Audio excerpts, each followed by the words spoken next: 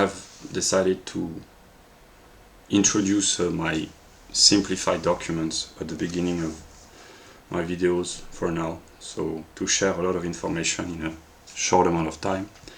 And I intend to make a video about home economics and the logic of home economics, and I will talk seriously about speculative logic while illustrating the topic of home economics. So I have a clear view of what I intend to talk about. I have prepared this video in a way. I've spent a few hours working on the theoretical aspect, but it's not very rigorous in terms of progression. But I will begin with a brief introduction about the categories, how they can be, and actually how they apply and how they are related to household management, home economics, etc. I will show a few books.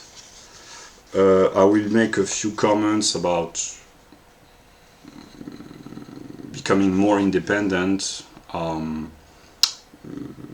libertarian American mindset, and then I will speak systematically about the categories, so about pure speculative philosophy, one might say, while using household management to illustrate. So as I envision this as of now, it will be both a video which summarizes in a way the work that I've been providing on household management or home economics, but also it will talk seriously about philosophy, so it might be of interest.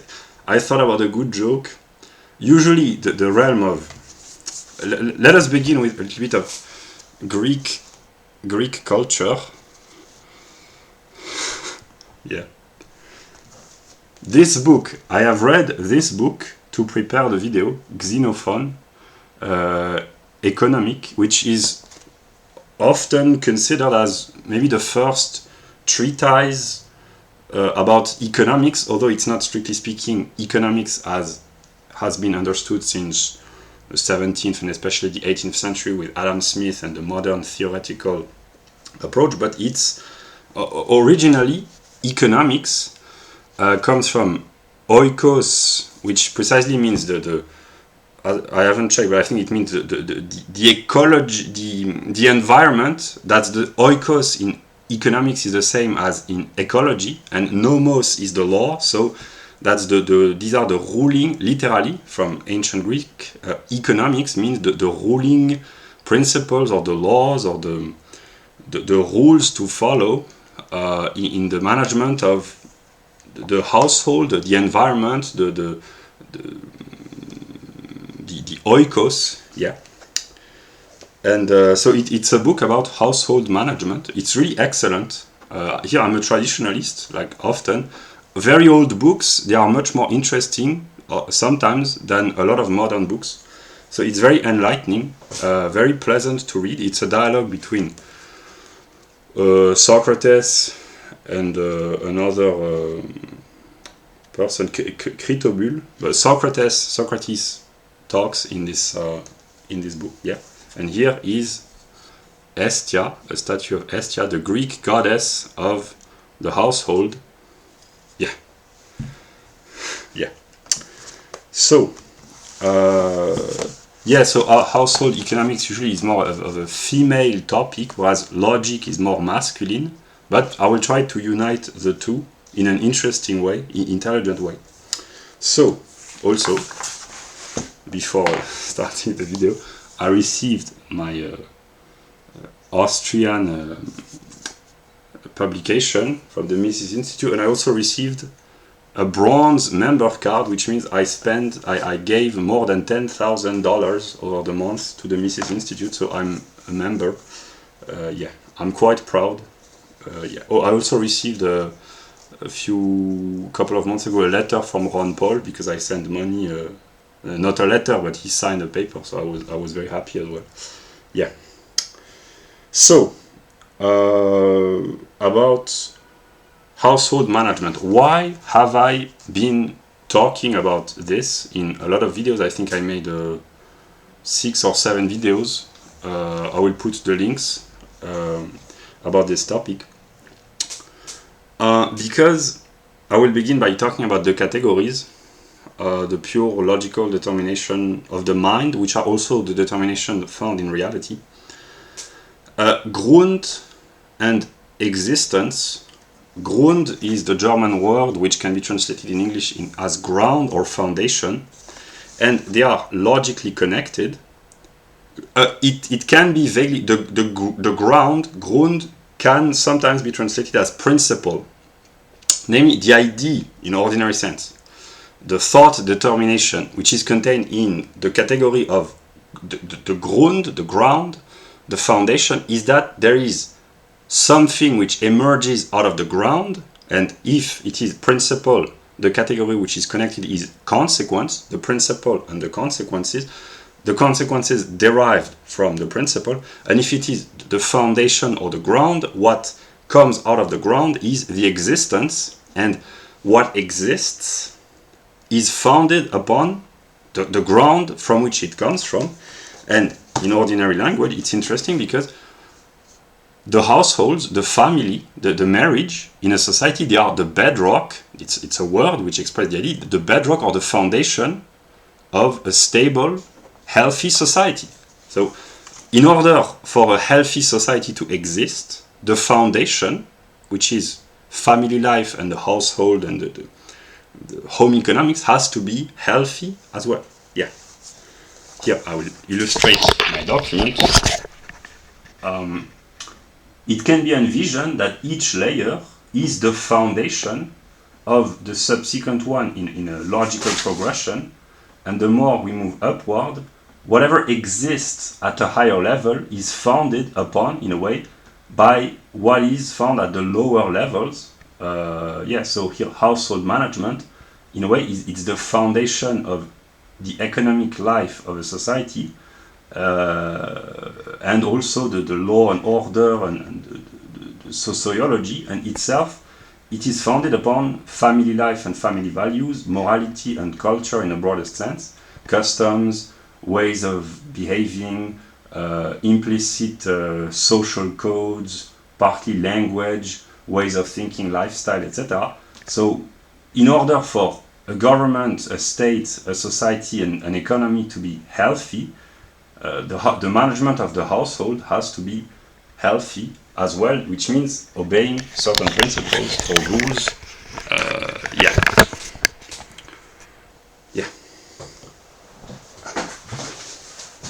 So that's really short. Another reason why I have been interested. So here, these are the theoretical reasons. The whole and the parts. A society is a whole, it's a totality, and a totality is made up of parts, and in a way the whole exists within each part, and all the parts constitute the whole. So the analogy of the cell, one might say, can be used here as well. In order for an organism to be healthy, if the organism here is the society, all the parts, all the cells, or at least most of them, have to be healthy. So fixing, repairing, healing the individual household, which can be made up of several individuals, if there are couples or families, but the individual household, is like a cell to society. Is to society what a cell is to an organism, and in order to heal a sick social organism, the individual cells have to be made healthy. So other logical determination, the outer and the inner, that which is inward tends to exteriorize itself, or what is exterior tends to affect the inner, psychologically or in various levels, but a healthy individual with a healthy mind, a healthy soul, a healthy body tends to be able to exteriorize, to radiate order, stability, light, peace, etc., etc. And healthy households, they tend to exteriorize in terms of social cohesion, participation in civic life, economic productivity, a healthy cultural life, a healthy upbringing for the children, etc. So healthy individual households, they tend to exteriorize. If they are inwardly stable, clear, order, they tend to exteriorize. So yeah, the inner and the outer. So the individual, as I envisioned it, it's very simplified, but the individual, the mind, psyche, and body, that would be the inner, exteriorize in his home what the home or the household exteriorize in society by producing workers or students or children or citizens. Yeah, so that's why healing the mind, the body, and the soul enables to order the household, to clean your room, as Mr. Peterson would say. And healthy households, if they cooperate in a civic and civil way, they can produce, and actually they do produce, if they are numerous enough, a healthy society. Yeah. Another logical determination to illustrate the importance, Wechselwirkung, which literally means reciprocal determination. It's action-reaction. That's a reciprocal determination. So here I will illustrate with the document again. There is a question in philosophy and in ethics. What is the relationship between the various parts, the various moments of a society? How do they influence one another? And the category of Wechselwirkung, it's not very well understood because it's very difficult to quantify. It cannot really be measured, but one can logically understand and grasp that all the aspects of a society, they reciprocally determine one another. And here an example, culture here means customs, behaviors, and culture, in the spirits in a way of a people, the ethical life of a people. It's connected with morality and family, but this layer, culture, family, morality, influences law and order, politics, and the state and the government. But the reverse is true as well. The laws of a country, they have an impact upon the family life, the culture, etc. And religion, if it is considered from an ethical aspect, religion and morality, usually they influence one another, and the laws, for those who have a vague culture in legislation, rights, and law, they are usually influenced by theological doctrines, even if it's unconscious, even if the legislators have been atheists for a very long time, they nonetheless have unconscious religious framework, and it's not good or bad. I just explained. Usually, law is founded upon a certain view of anthropology, which is often religiously determined. So yeah, so all the aspects, they determine one another. Religion and state, culture and morality and religion, etc. So Wechselwirkung is a category which enables to understand precisely the connectedness and the reciprocal interactions between all the layers of society. And here to illustrate with a figure of authority, the great German philosopher, he asked himself this question actually to illustrate the category of Wechselwirkung. The Spartans, again, ancient Greece, they are everywhere, these ancient Greek. Intensity and extension, a very intense culture. They left, the ancient Greeks, they left a profound impact upon Western history and eventually world history through all their legacy. So it has been extended over time, and more than 25 centuries later, they are still present among at least the Westerners who are vaguely educated, which is not the case of a lot of modern political elites. Yeah, so that the Greek culture, ancient Greek culture, is an illustration of a very intense people in terms of high heroic achievements, an extremely high level of culture in the really spiritual sense, high intelligence, exceptional virtues, beauty, innovation, creativity, role models for posterity, so they have been very intense in terms of creativity, one might say, and therefore it has been extended, very influential over more than 2.5 millennia. Yeah. So yeah, the Spartan. The question that the great German philosopher asked himself is: did the customs of the Spartans, who were very pure, very moral, very disciplined, was it the customs which made the laws and the constitution of Sparta so excellent for such a long time, or was it the constitution?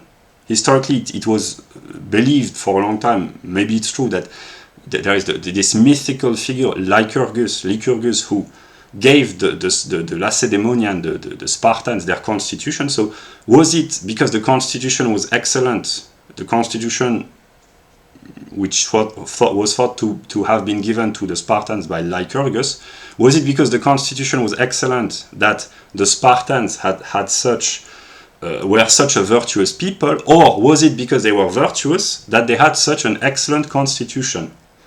The answer is Wechselwirkung. Both mutually, reciprocally influence one another. Yeah. And here I came with a trick. It's not a trick, it's a I don't know how you call this.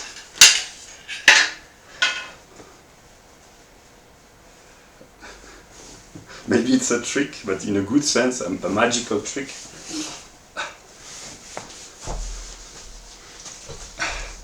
This t-shirt, the message, summarizes most of what I intend to say in this video. They are really excellent, really excellent, these Americans.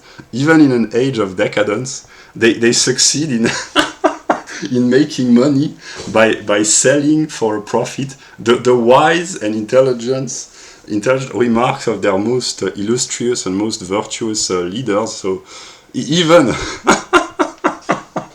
even in an age of decadence, the morality and the virtue of the great heroes of the past is still a means to make money. So that's in a way that's a homage that really the profit-seeking aspect of modernity pays to the great role models of the past. Yeah. Yeah.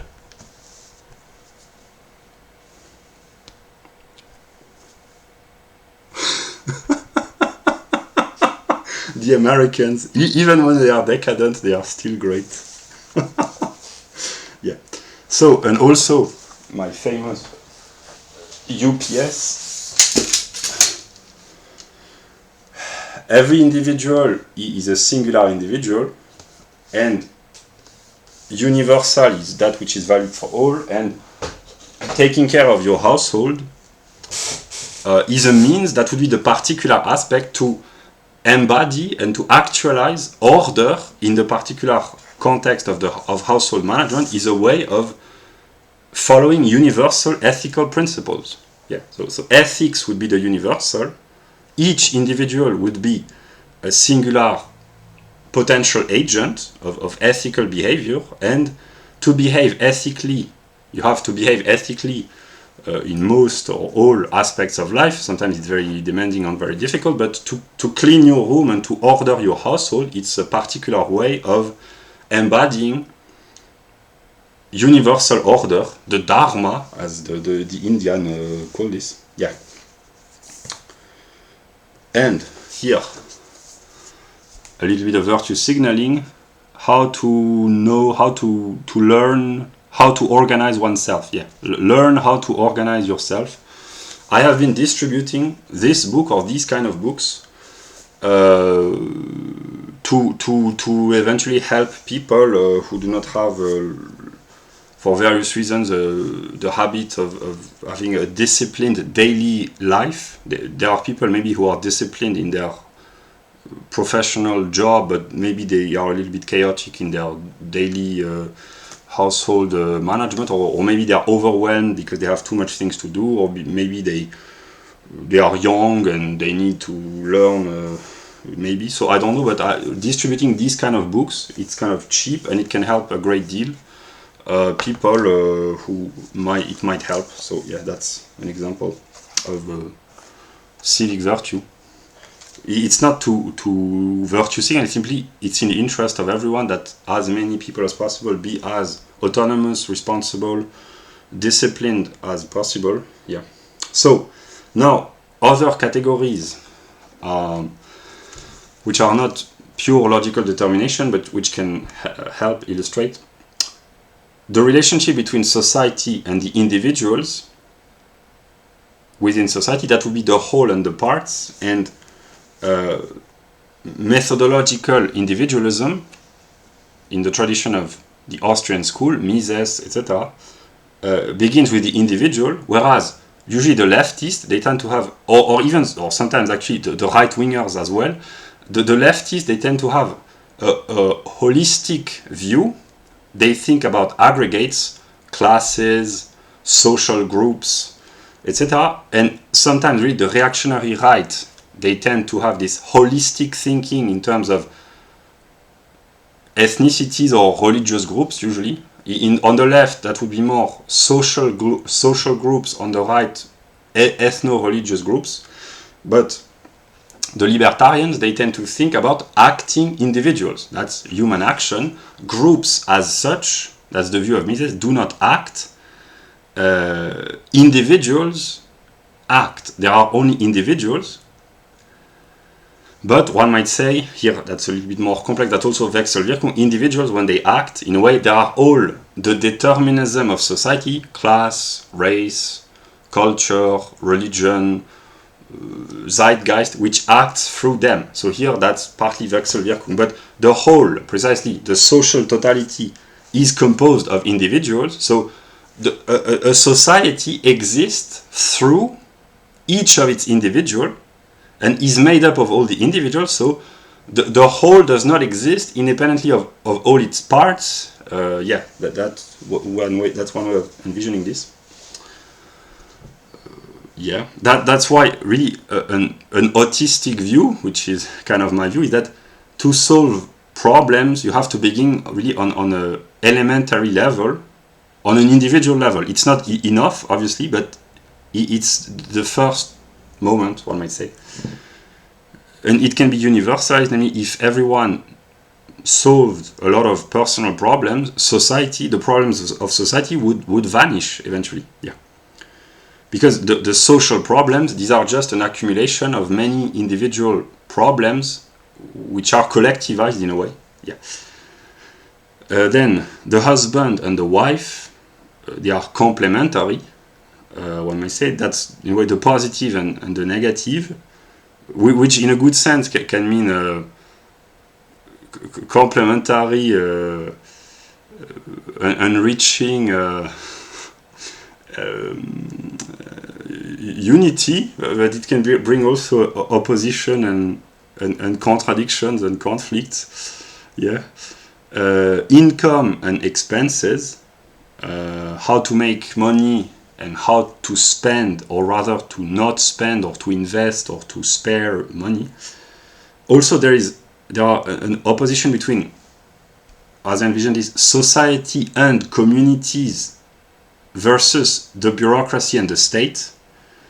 Namely, the bureaucracy and the state. Here that would be a bullshit job, and here How to Rebuild Liberty. That's a libertarian book by Charles Murray.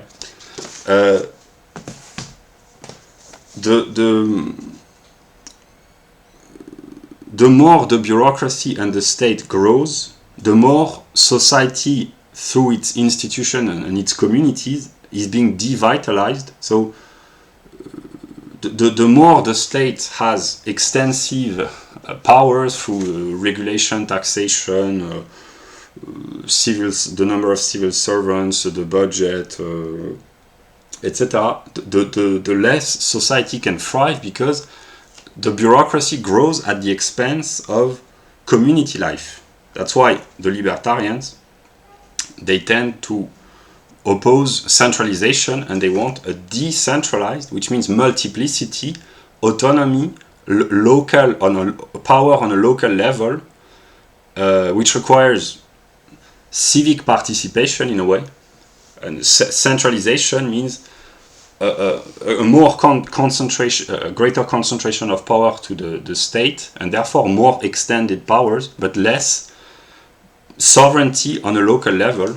So more submission of most members of society to government regulations and bureaucratic legislation. Yeah. And I wrote, my ideal politically, one might say, it's not a utopia, it's just a classical functioning Anglo-Saxon society.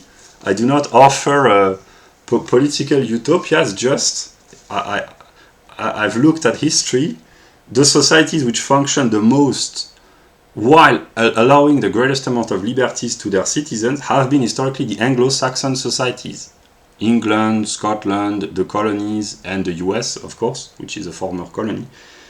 Yeah, so my ideal, in a way, it's modest, but it has proven its efficiency, and with the modern advent of the modern means of communication in the global village, all the knowledge of human knowledge is being made available. So all the good ideas and the bad ones, but if the bad ideas enable people to learn to avoid them, they are good in a way. That's the good aspect of negativity. All the good ideas are made available. That's why people, with the modern means of communication, they can share and work together. That's the vaguely communist aspect, if it's not mediated by the state. That's the good aspect. People can look back on history and they can look at the present situation in the world, and they can notice, if they are intelligent, that through the internet they can share on a global level, at least in the developed countries, good pieces of advice to help solve most problems, precisely because all solutions to most problems are, when there are solutions, they are made available.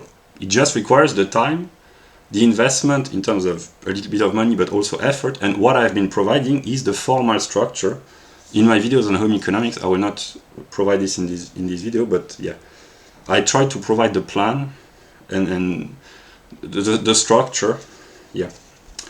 Also, I wrote, if or when the welfare state and mass democracy is removed, because it's unsustainable, it's inefficient, it's unjust, it's not sustainable, a lot of socially decadent behaviors will vanish.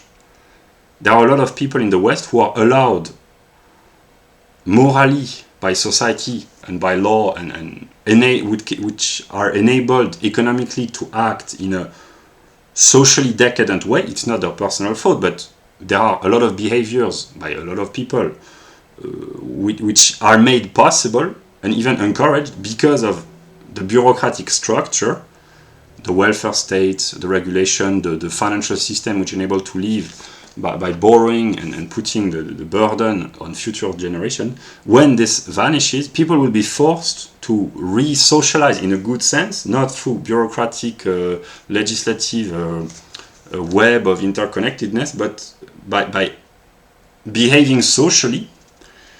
Yeah, so I do not have a utopian view, but simply if the safety net of the welfare state is removed, not just the welfare state, but it includes all the expenses of the state which are useless, counterproductive, unbalanced economically. When all of this vanishes, a lot of behavior which are negative for society will vanish as well, because people will be forced, for instance, to behave more decently in terms of gender relations, to adopt better eating habits, to give up on a lot of vices or addictions, etc., etc. Or if they continue, they will be de facto left outside of society in a way, because there are precisely a lot of degenerate social behavior which are allowed in the West because there is the safety net of the welfare state.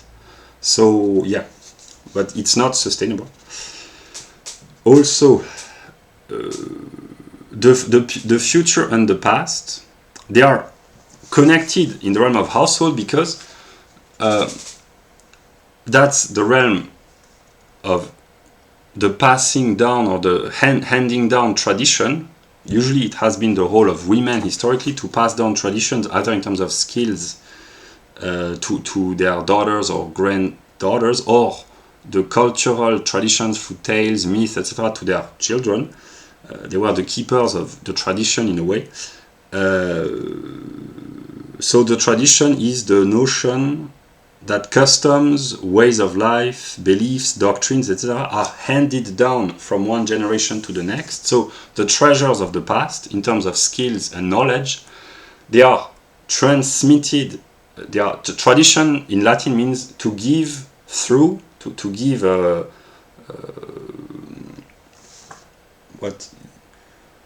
to hand down. I mean, to given means to give beyond this current time to the future generation. So the household keeper is a transitory receptacle and messenger of the past, which is supposed to be handed down to the future. That was historically the role of women. And it has been taken over by the state through collectivized compulsory education. That's why people have lost their beliefs, their traditional ways of life, their customs, and their competence. A lot of people, when they go out of 15 years of compulsory schooling, or sometimes even more, they have become incompetent. They can just repeat a lot of the nonsense that they have been indoctrinated in, but they do not have a lot of competence in terms of how to make a society function in a way, in collectivized educational programs. That's one of the problems. Also, the unity of the local and the global, to find local solutions to global problems.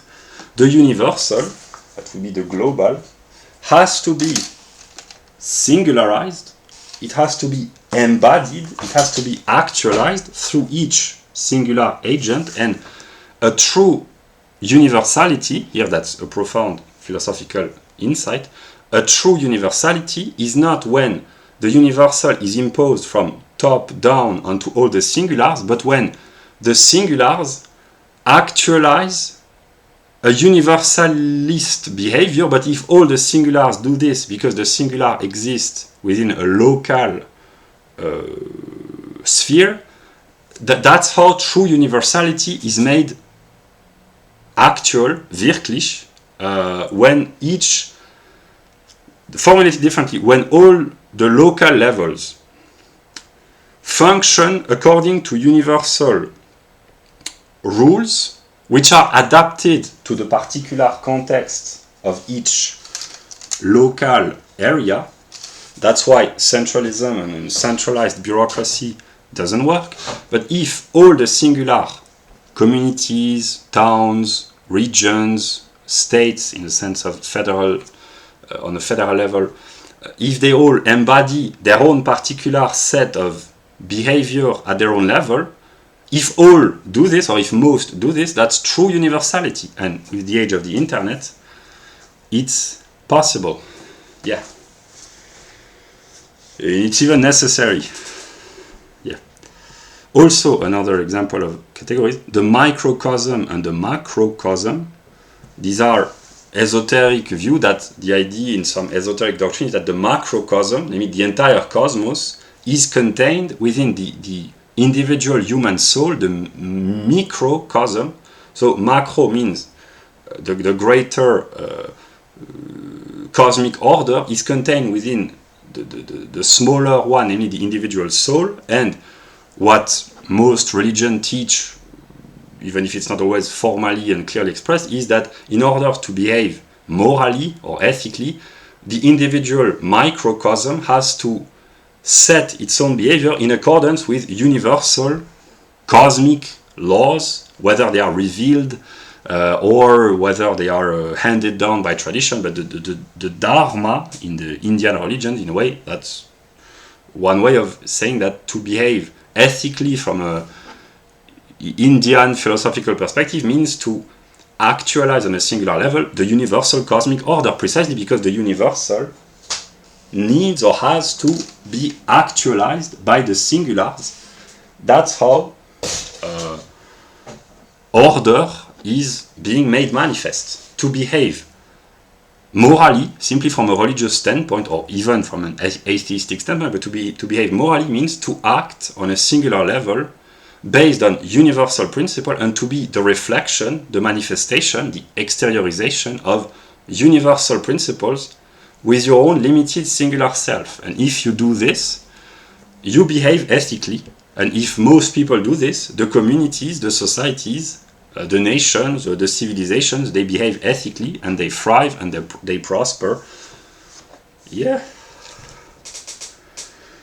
And also, in a less esoteric way, microeconomics and macroeconomics, here that's the common sense of Mises, who put an emphasis on microeconomics, namely praxeology and action on an individual level, whereas the leftists, whether these are the Keynesian or the Marxist or even the free market of the neoclassical school, they tended to have put an emphasis on abstract models. That's the neoclassics at the end of the 19th century. They thought in terms of the, as far as I know here, I'm not an expert in economic history, but in terms of a balanced equilibrium of the economy on a social level. And then Keynes thought in terms of aggregates, investment, consumption, unemployment, monetary policy, etc.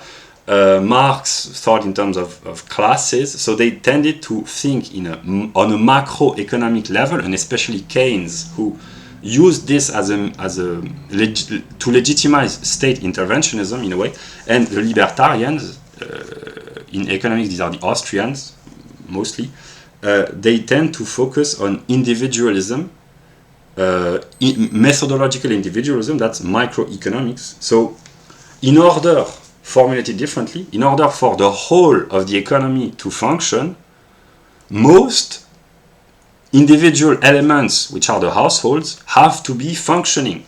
Yeah. Here, an alchemical, hermetic teaching, as above, so below, can mean, in the realm of social life, as above, to be the government, so below, that would be family, household management, etc. So, or psychology and anthropology and demographics as well. But here, what I intend to talk about is household management. Here, that would be below in a way, and above would be the government. That can be this hermetic teaching can explain a lot. I wrote the king, not the singular king, but symbolically that's the head of the government, reflects in a way the common people, and if the people are healthy and virtuous, it will be reflected usually overwhelmingly in the government. And if the people is corrupt, the corruption of the people tends to bring corrupt politicians, and the reciprocal is true as well. If you have followed up until now, that's Wechselwirkung. But here, the precisely thinking correctly means to think that when really the politicians are really corrupt, here I'm not talking about financial corruption, I'm talking about moral corruption. I'm not even talking about their personal vices, but simply politicians who, they might be virtuous, whatever it means, on a singular level, but they can be nonetheless corrupt on a political level, not financially, but simply because, here, that's philosophy as well, a politician is supposed to be a good politician, a state is supposed to be a good state. An architect is supposed to build functioning buildings. Yeah, so a politician, even if he's morally decent, etc., if he enacts policies which bring about the decline or the decadence of his society or his civilization, he's corrupt in the sense he is not adequate to his mission. That's what I mean by corruption in this sense. Yeah. So the people who blame the rulers in the modern West, the king partly reflects the people. Yeah. Here I will praise the Anglo-Saxons, Boris Johnson, Trump. Here I do not judge them as individuals, but they embody a sort of a revitalized vigor of the Anglo-Saxons. Yeah, that's precisely here. I will make. Okay, I've already been talking for 40 minutes. Trump. There are those who do not like Trump on a personal level, for whatever his character might be, but actually, those who hate Trump, usually they project their hatred of what Trump embodies onto Donald Trump. But actually, they those who attack Trump most of the time, actually they just want to attack the people whose interest he defends, namely overwhelmingly the American working class, which is still those who support him predominantly white, the interest of white workers, and even lower middle class. So they project their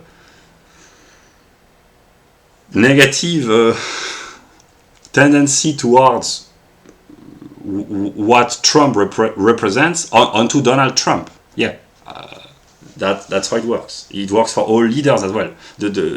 For all leaders, actually, that's why there's often a confusion in the mind of those who talk about politics, whether these are intellectuals, journalists, or ordinary people. They tend to confuse the individual psychology of the leaders with the ideas that they embody.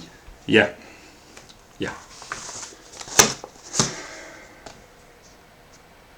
And here I just make a remark.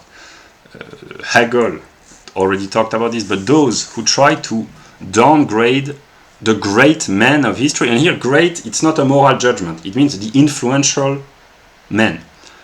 Those who do not like, the historians who do not like what some great men embodied, sometimes they tend to find faults or flaws in the personal psyche. They try to psychoanalyze the important influential men of history, and it can partly explain some behaviors, but actually it's a complete misrepresentation. Yeah. Here, that's really a theoretical view of history. Is history driven by great men, or by ideas, or by the process of production and the productive forces, or by providence, or whatever? These are historiographical questions. Yeah, but that was just a remark. And also about input and output, as I envision this, the mind, the soul, and the body, and eventually the household, the input and the output, they have to be thought about rigorously, namely what you take in and what you produce as an output. And in order to be healthy, you have to let only intelligent information enter your mind, positive or at least useful connections enter your soul, and healthy input, diet, enter your body. And if your mind, body, soul, and household eventually are more or less ordered, you can produce a lot of great output in terms of civic behavior, productive work, useful work. Yeah, that's why my list here of Puritanism, first getting rid of all the negative inputs that might affect your body, getting rid of all the poison, that's a very good start. Yeah. Also, I wrote, libertarianism provides an institutional setting which favors autonomy, psychological, financial, and political autonomy. That's the goal, that's the purpose. The purpose is to promote and favor independence, autonomy, and liberty. Yeah. Now I will show some books.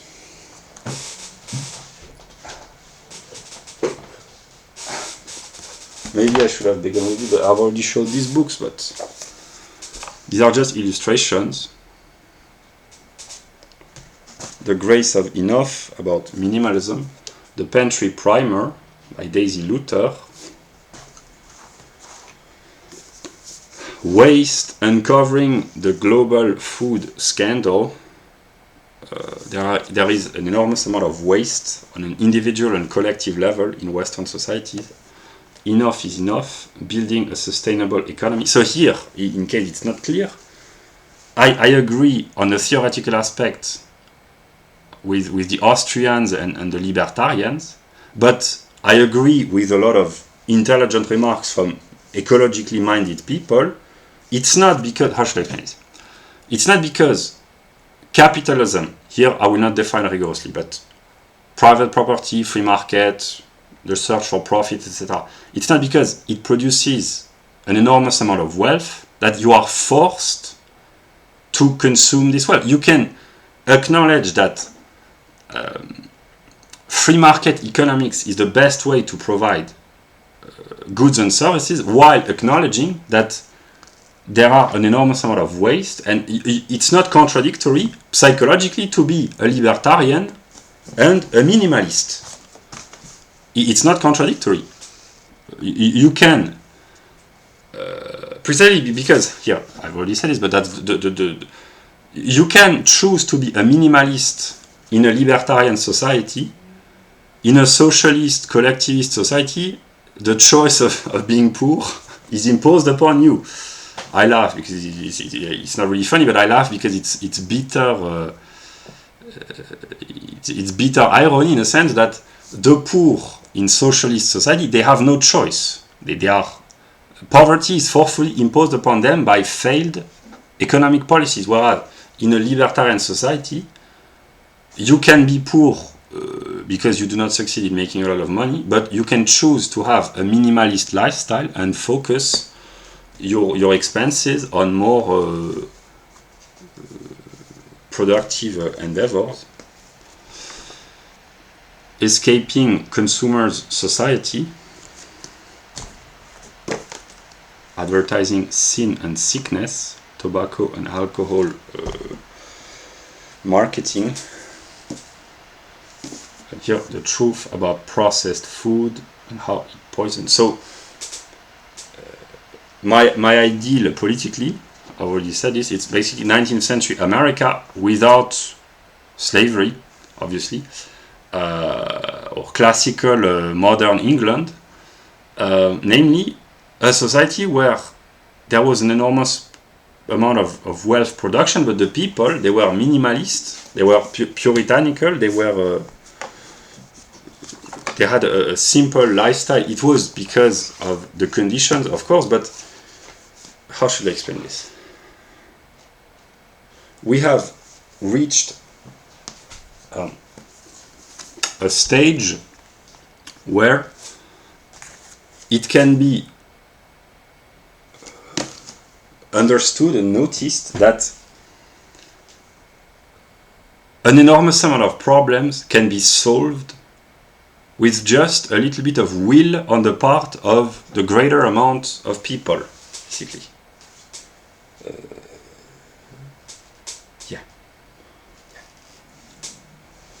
And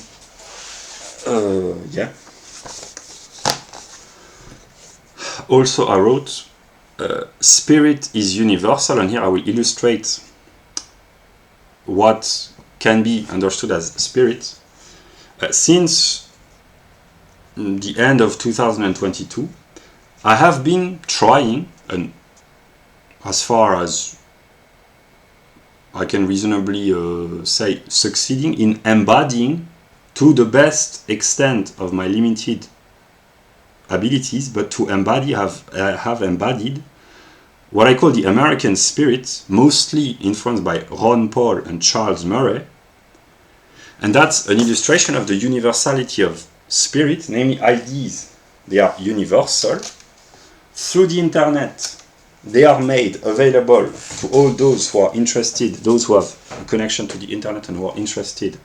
They can see all the ideas unfold, and they can pick up those that they think are the most suitable, the best, and then it's their role to embody these ideas, the idea that they believe in, and that's what I've been doing with what I call the American spirit. So I've been making supplies, investing in gold, participating in civic life, like classical charity America before the welfare state.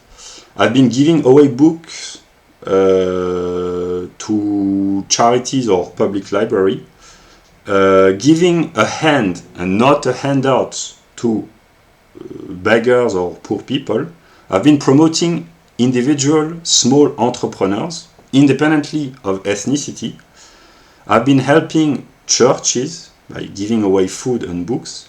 I have adopted a Protestant work ethic. I've been working tirelessly now for more than 18 months, even more actually, but since I've started my philosophical process again, one might say. So I've been working with a consistent Protestant work ethic, and I've become a productive member of global society, one might say. No, I am not very successful as of now, as I'm recording this video, but I have produced a lot. And eventually, I know that I produce high quality, not on all aspects, formally, aesthetically, it can be greatly improved, but I produce high quality intellectual content, nonetheless. I have done this consistently, so I have tried, and I still try to embody with the specificity, my limitations are, but how I interpret this, to embody the spirit, the American spirit. Ron Paul and Charles Murray in modernity, there are others, but they embody this spirit. That's an example. And the transition, since we're talking about spiritual embodiment, this is Hestia, the Greek goddess of the household. The goddesses of the Greek pantheon, or the Roman pantheon, or the Nordic pantheon, or the Hindu pantheon, the goddesses. This book is really great. Mrs. Jean Shinoda Bolen is a Japanese-American psychiatrist.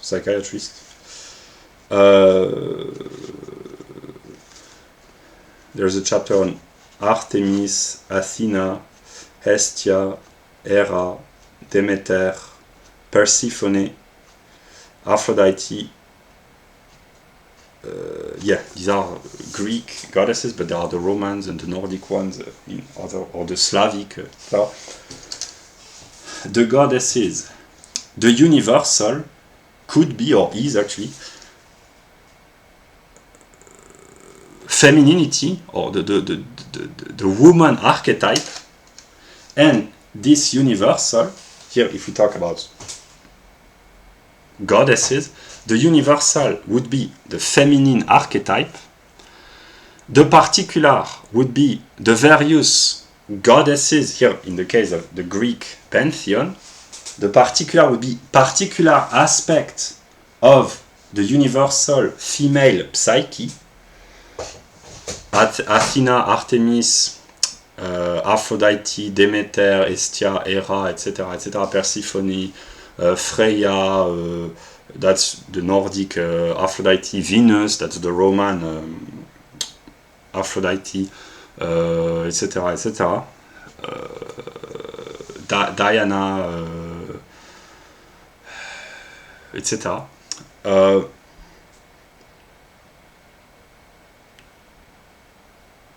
these are particular modes of the female psyche, and each singular woman, whether she is Greek or not, no, every singular woman contains within herself the universal female psyche. It's true for men with the masculine psyche when I say so. Each singular contains the universal within itself, but the particulars are variously developed, and here these are quantitative determinations, namely, in every woman there is an aspect of most goddesses, the archetypes of the goddesses, Greek, Nordic, Roman, or whatever, but depending on the individual psyche, it is more or less developed. An intelligent, knowledge-seeking women, that's the archetype of Athena. The household, the housewife, that's Hestia. The marriage partner, the wife, that's Hera. The virgin, it can be Artemis.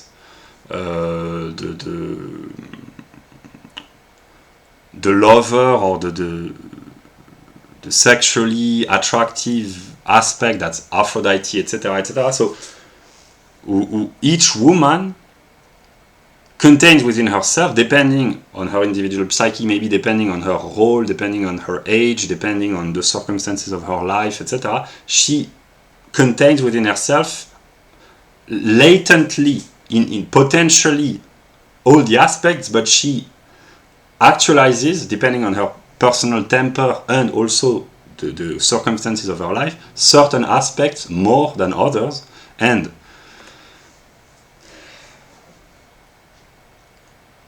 a perfect woman,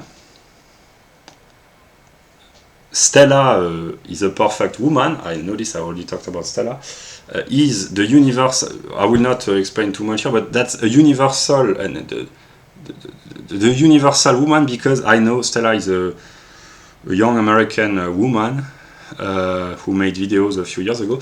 She had in herself all the aspects, and she still is the most perfect woman, because a perfect woman precisely is a woman who encompasses within herself all the aspects.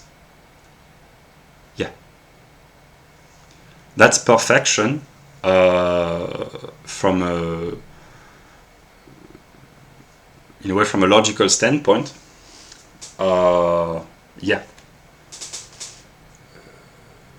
Yeah.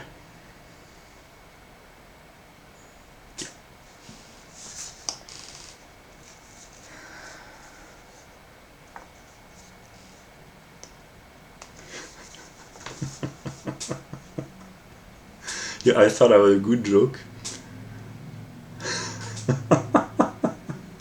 How to talk to your wife or your girlfriend or your female partner.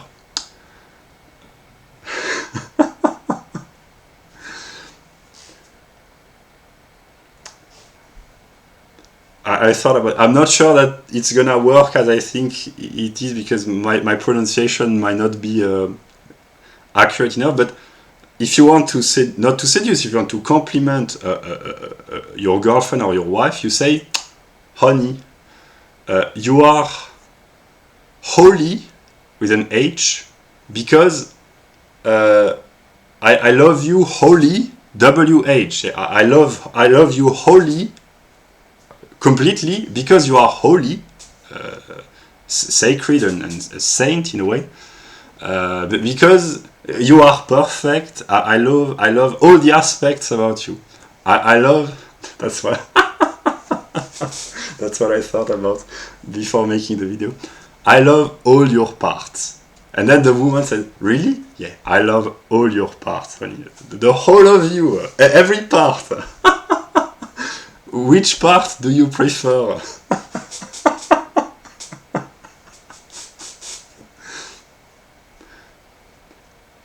I will not answer the question now, but Yeah.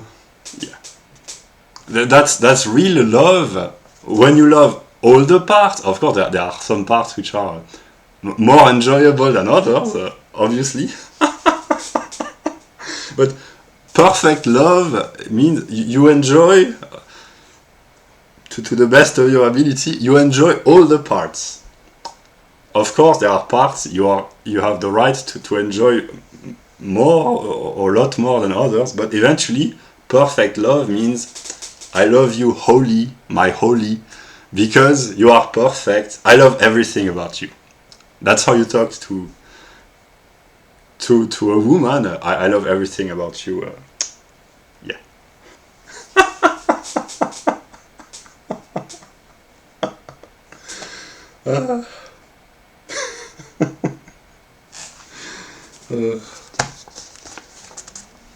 Yeah. Oh, here a good. So I haven't started. It's been 1 hour. Maybe the video will be 2 hours long. I don't know. But here I ended up with questions. I thought about this while reading this book because they already talked about makeup. Here, wearing makeup, if you are a woman, to appear more beautiful, more seducing, etc., more physically attractive. The question, is it a sign of love or lack thereof? That's a good question. I cannot answer as an empirical man, only a woman can.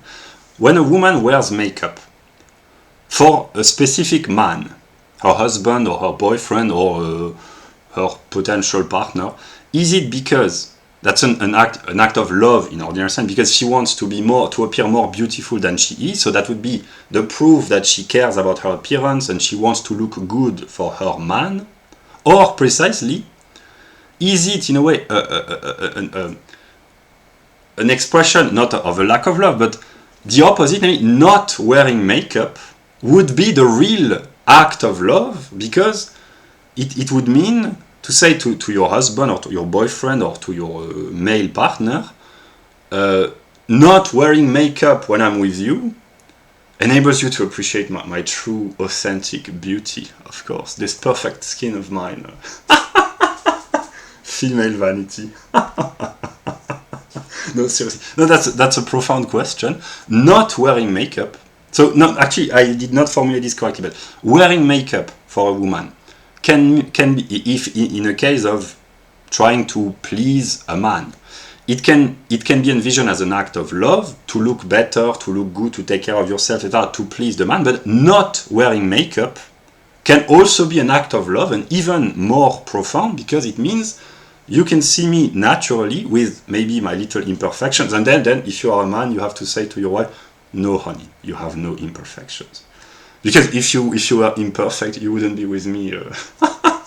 I picked you up because you are perfect, because I'm perfect as well. That's why. That's why I'm your husband or your boyfriend. That's how you should talk to women. Yeah. No, but more seriously. No, actually, that's kind of serious as it can get in these kind of topics. But not wearing makeup. Here, I know women, they have their insecurities, their frailties, etc. Sometimes they are afraid not to wear their makeup, but precisely not wearing makeup, either it can be a sign of our marriage is a disaster, you are an annoying jerk, I want to divorce, I will no longer make any kind of effort. It can be this sense, but it can also be, I do not wear makeup precisely because I want you to love me in my natural self, and I know that you find me beautiful. No, you have to remind the girl that the girlfriend that you find her beautiful. The women, they need their ego to be to be sustained by compliments to feed their vanity, or I may say to give them confidence. You have to let your girlfriend or your wife know that you appreciate her, even if she doesn't wear makeup, etc. Yeah. So that was the question from the perspective of women, and from the perspective of men. wearing a condom, is it a sign of love or lack thereof? Because if I already made this joke, partly funny, partly wearing a condom, in a way, it's a sign of respect. And it's important when there is hookup culture, which in my puritanical list, it has to go away. But wearing a condom, obviously, is an act of respect for the other partner, the female partner, because it's a sign that you do not want to put her in danger, of course. But not wearing a condom, in certain circumstances, namely if you really love your girlfriend or if it's your wife, it's a sign of an even greater love, because it means the relationship has become serious. We can get rid of this tool, yeah. So here I quote a great poet, a modern romantic poet, Eminem, in the song Love You More. We know we share this common bond. You're the only one I can fuck without a condom on. That's a great declaration of love. If you want to seduce, no, don't do it, but to talk to a girlfriend or a potential wife, you say to her, "You're the only one I can fuck without a condom on." Yeah, that's a very romantic way of expressing love, in a way. No, seriously. No, but actually it's kind of profound.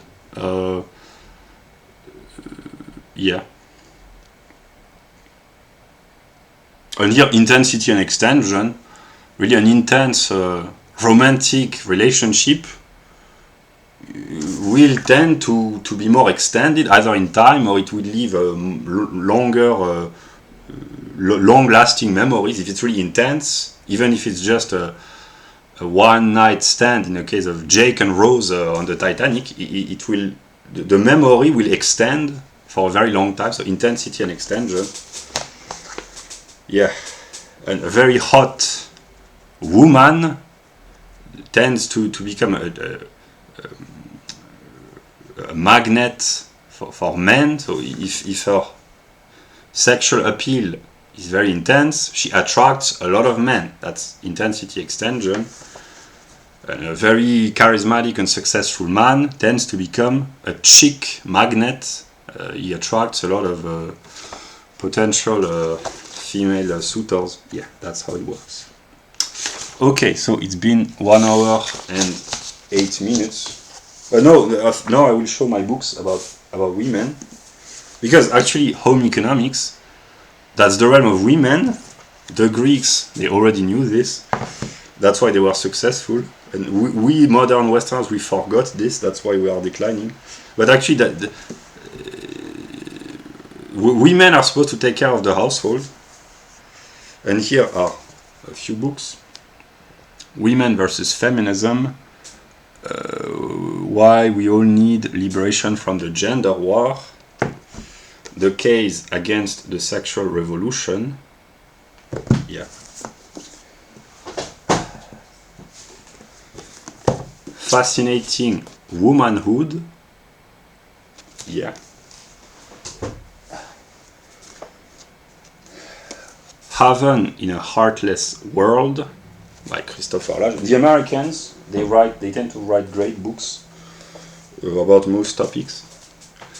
Let Me Be a Woman by Elizabeth Elliot. Make Moms Great Again. Yeah. And from the perspective of males, cleaning your room is one way of growing up and solving the boy crisis. Yeah. So now I will talk about the categories. That was the first hour and 10 minutes. That was the boring introduction. Now the really interesting part. So here I will talk about Yeah, I will not talk about all the categories in a philosophical sense. I will just illustrate some categories. In the logical unfolding, yeah. So, becoming. So here, it requires focus. I will not write the categories. I just express them, and then it requires focus and attention. Becoming. That's one of the most simple categories. Becoming, that's the unity of being and nothing. And there are two modes of becoming. Entstehen und vergehen, which means bringing forth and passing away, in a way, that which comes into being and that which disappears, to appear and to disappear, in a way. These are two modes of becoming. Either something emerges out of being, or out of nothing, but out of being, comes into existence, in a way, or something disappears, it goes back into nothing. And clean your room means to make the chaos disappear and to make order appear, to organize, to order. Namely, our order has to be shaped, to be formed out of the incoherent or chaotic immediate environment. That's what clean your room means. It's an effort to struggle against chaos on a local level, yeah, that's ordering, means to make structure, order, distinction appear. So that's your room has to become ordered, and it requires an effort. Yeah. Also, I wrote something and something else. The categories are something and something else. Your mind and your soul is something. Your room is something else. The relationship here, in a more determined way, that would be the exterior, the immediate exterior, and the inner, that would be the interior, would be the mind and the soul. So your mind and your soul, this is something. Your room or your household, this is something else. But actually, something is something else from a speculative standpoint, and namely, it means but by ordering your mind and your soul, if you are consistent, you will order your immediate environment for all the aforementioned reasons previously in the video. Yeah. And I wrote the Japanese, the Feng Shui or the Zen, I'm not sure it's an ideology, but the mindset of the Japanese. The Japanese, they tend to be a very ordered, very organized, very disciplined people. It's not a caricature, because here I will pick up the book which talks about this topic, because I have cleaned my room, and which means my library, precisely because I live in a library, basically. Order by Accident by Satoshi Kanazawa. The Origins and Consequences of Conformity in Contemporary Japan. So here, that maybe that's not in the category something and something else, but basically the Japanese, the modern Japanese, they are a very ordered people, and historically I know enough to know that there have been, and maybe there still is, very regulated rituals for the simple tasks like drinking tea. In classical Japan, it was a very ritualized, almost sacred, in a certain way, ritual, drinking tea, because the Japanese, they tend, as far as I know, they tend to put a lot of thought and a lot of discipline and a lot of rules here, in a good sense, in even the simple task of daily life. So they tend to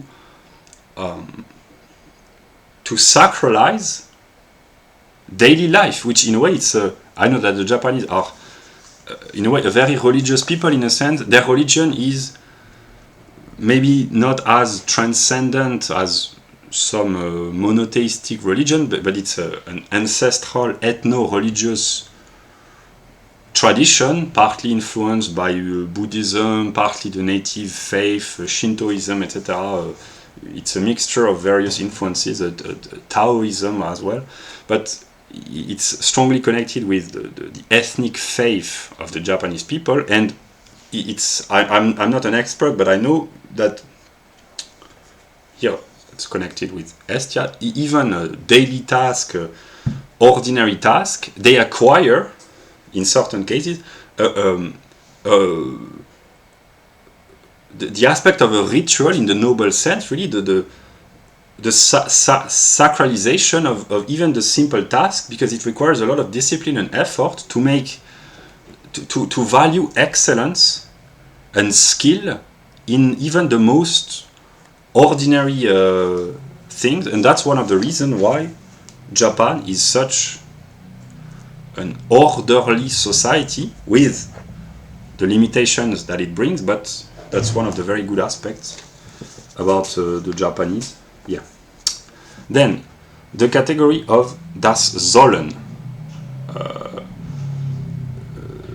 literally translated in English, means what ought to be, what has to become. It has to, it must, it ought to. The Sollen is, in a way, a form of becoming. Das Sollen is not, so it has no, in a way, it has no ontological reality, because precisely if it has to become, or if it ought to become, that could be translated as the should. It should happen, so it is not there, but it has to become, it has to be there, it has to be made present, so it is not here, although it is here. So das Sollen, the should, it's a logical category. It's the absence which has to bring a present, so it has to be made manifest. It's an urge, in a way, for transcending the current state of being. That's one way of talking about das Sollen. And in the realm of ethics, duty or morality is in a way, it is what has to be done. So it's das Sollen, or the should, in a way, it's a form of transcendence, but in a sense of ethical, in sense of action. It has to happen. It's not transcendence in a sense. It is standing beyond, independently of the sensuous world, but it's a transcendent which has to be aimed at, which has to be reached, precisely, which should be actualized, which, yeah, that's the Sollen, and this what brings movement. It's a form of becoming, precisely.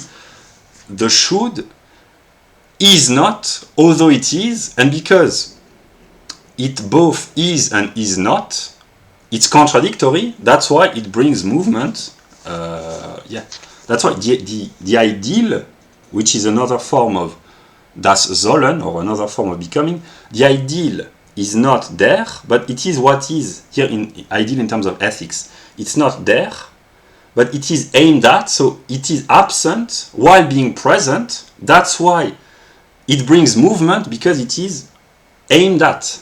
That's why people which have goals, aims, objectives, they are more active than those who are purposeless. Those who have an intent, a goal, an aim to reach.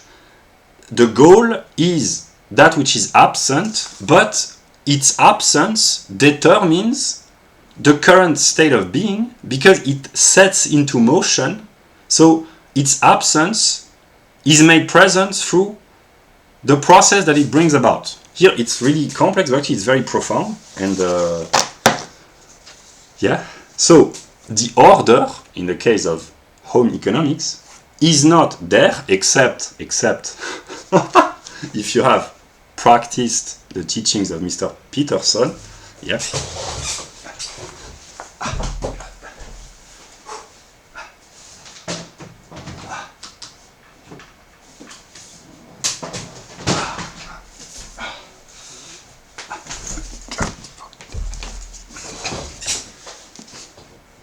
No, that's not the that's the other one.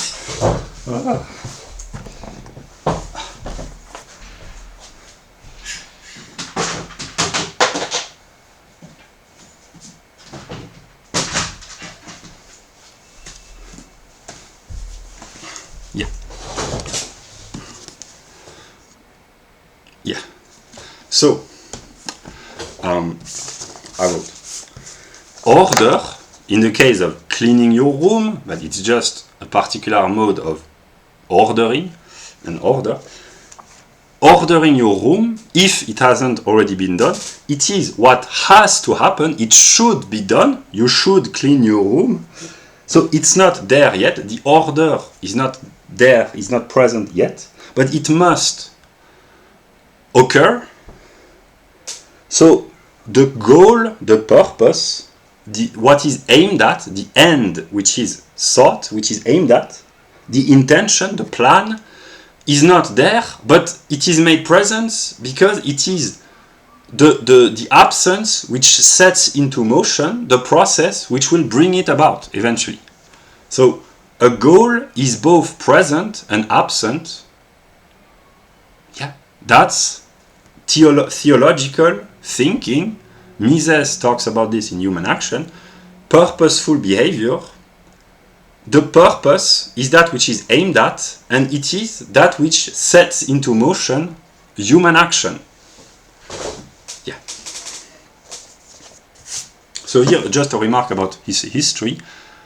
We don't know usually what were the driving factors behind a lot of human actions. So here, that's the cunning of reason in the philosophy of the great German metaphysician.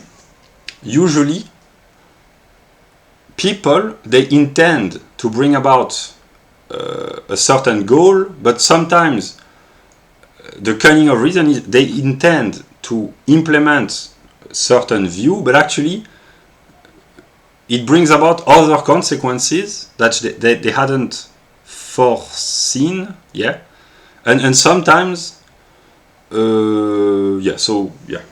that's why predicating intent on all individual behaviors, it's kind of misleading, because we are not sure of the reasons which motivated the actions of most historical agents. We can see the results if the data are not falsified, but we do not know if the results were in accordance with the intent. Maybe Jefferson and the other founding fathers, in a way, maybe, of course they are exceptional men, but did they foresee that they would bring about the greatest rise of any nation ever, what would become 150 years after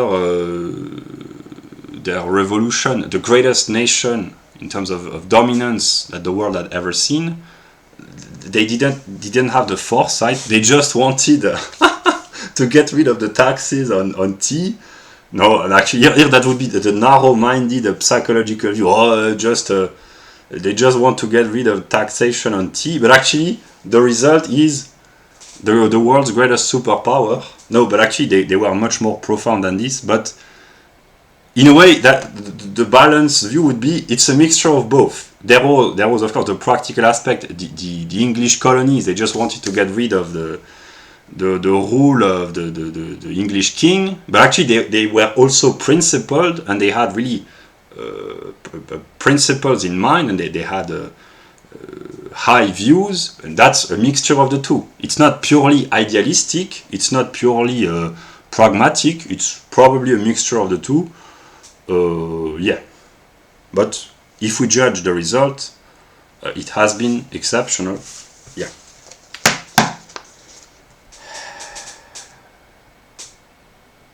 Then, an sich and sein für anders. An sich means in itself, vaguely translated. Sein für anders means literally being for another. And the category of reality, something is real if the an sich and the sein für anders are both present, both have Dasein, namely, in order for something to be real, it has to be real in itself, but also it has to exist or to have a presence, Dasein, for another, in a very simplified way. That's the interior and the exterior, in a way. So, an sich, here I illustrate. In the case of home economics, it means discipline, clarity of mind. So you can have clarity of mind, discipline, order, an sich, by yourself, inwardly, one might say, but it has to be exteriorized, and the discipline and the order in your mind, it has to become for another, not just in your mind, but for another. And here, for instance, very simply, for potential guests. So you have to make your room fit to receive company. The girlfriend that I talked earlier in the video, no, that's a joke, but actually, in order for home economics to be real, you do not just have to have the plan in your mind, you have to exteriorize in a way. It has to be for another, the husband, the kids, the guests, etc. And that's when it becomes realized. To realize precisely means to ordinary language, to exteriorize the an sich, and that's why that's anti-procrastination. Procrastination means cleaning the room can wait till tomorrow, or etc. But actually, no, that would be just you have the plan. Yeah, I will clean my room.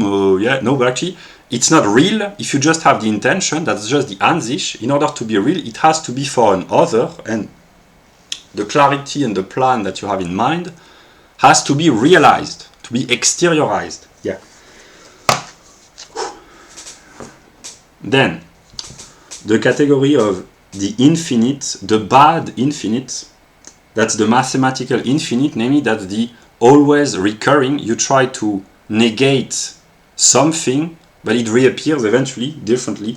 So the daily routine, that's a constant struggle. That's a form of the bad infinite, because you clean the dishes, you sweep the floor, you order the books, etc. You have to repeat this daily, so it reappears constantly. But here, it's not bad in a moral sense. It's simply part of daily routine, namely living brings about entropy, and you have to re-establish order in a way. So here, you can either work a small amount for the good of your household every day, so that would be low intensity but great extension. I mean, every day you sweep the floor, or you wash the dishes, or you take out the garbage every time it's filled, etc. Or you let the mess accumulate, you let the mess pile up.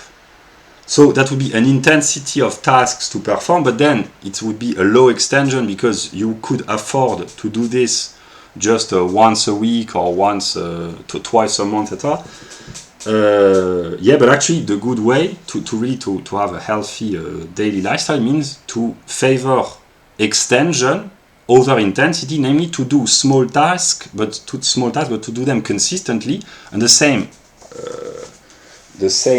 with with food, for instance, or budget, or management of the pantry, or diet, or exercise. In order to be healthy, you have to do a little bit of exercise each day. You walk as often as you can, or you do a little bit of running, or you do a little bit of fitness just to keep healthy. And if you do this consistently, it's much more efficient. Actually, that's the only way for it to be efficient. If you do 4 hours of sport once a week, it's not really efficient. It has to be constant and consistent. And the same goes when you learn a new language. Doing just 20 minutes of studying each day is much more efficient than doing a 3-hour lecture once a week. So here, extension, in a sense, would be repeated constantly, is more important than intensity. But in order for a behavior to be consistent and constant, the intensity has to be the intensity of the will, because you have to be motivated in the long term. So if something really is extended, it means that it is intense in terms of will, because in order to keep your house clean in the long term, to balance your budget in the long term, to have an ecological lifestyle in the long term, etc., it means an intensity of focus, dedication, etc. And in the case of marriage, I will go pick up Aphrodite.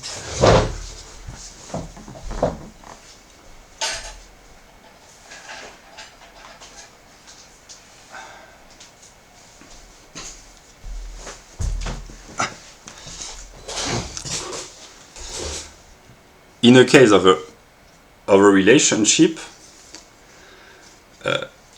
if you want the relationship to be extended, long-term mate, it has to be intense in terms of involvement. And here, the recipe for stable marriages, I've never been empirically married, but I can imagine, if you have really moments of intense passion, of course it's good, but if there are just very high highs and then kind of indifference, it's not the type of relationship which is adequate for marriage. That would be more a love affair with a mistress, maybe. But the wife, it can be intense as well, but precisely in order for a marriage to be successful, there has to be intensity of romance, of course, strong feelings, love, attention, etc., but also it has to be extended, namely, there is a more boring aspect. A successful love relationship in marriage, it requires effort and struggle. No, not not the struggle of the husband against the wife, but here precisely that each member of the couple has to struggle against himself daily for the relationship to be the most stable and the greatest in the long term. Yeah.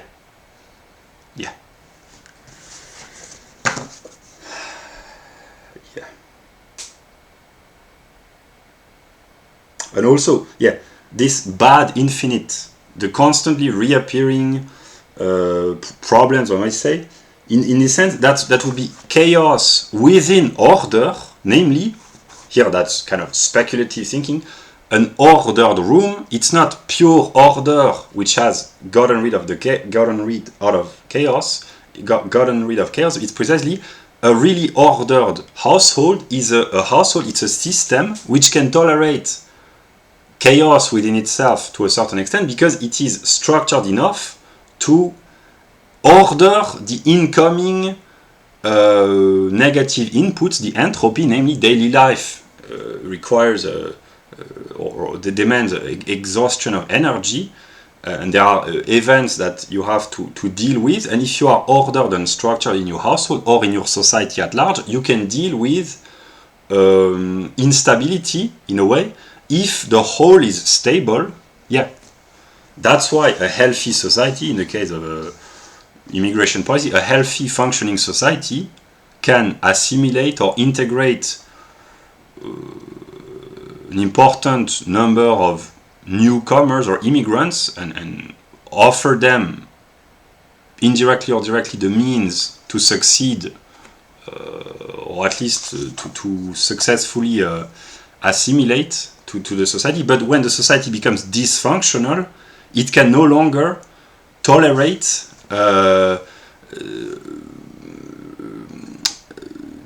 real difference in a way. That's why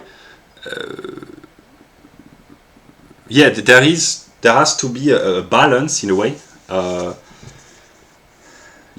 wrote daily entropy within an ordered frame. This precisely is what an ordered room or household is. It's a frame, it's an ordered frame which can deal with the inputs and the entropy.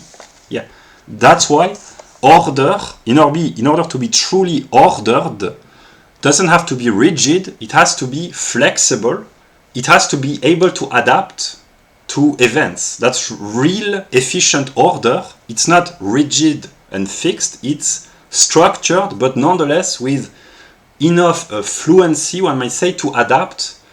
It's plastic in a way. That's plasticity, an ordered plasticity. Yeah. Yeah.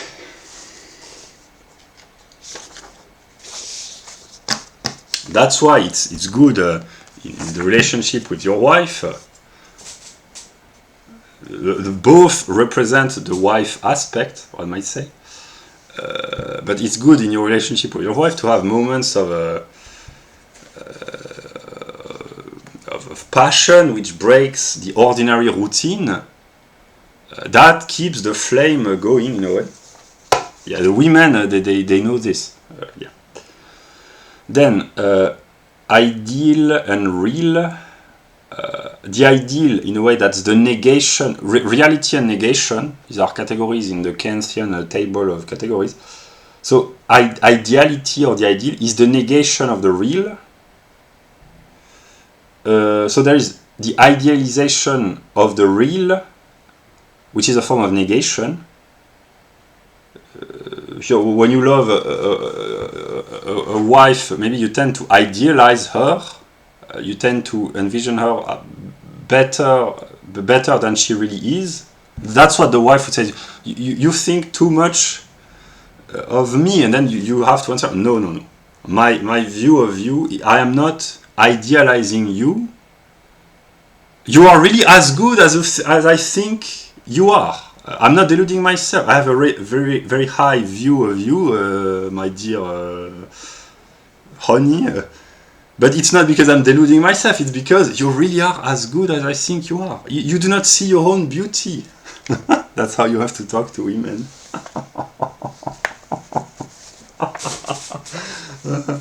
Yeah. So there is the idealization of the real, and then there's the realization of the ideal. Yeah. The women, they tend to idealize marriage. Men, maybe they tend to... I don't know. Women tend to idealize marriage.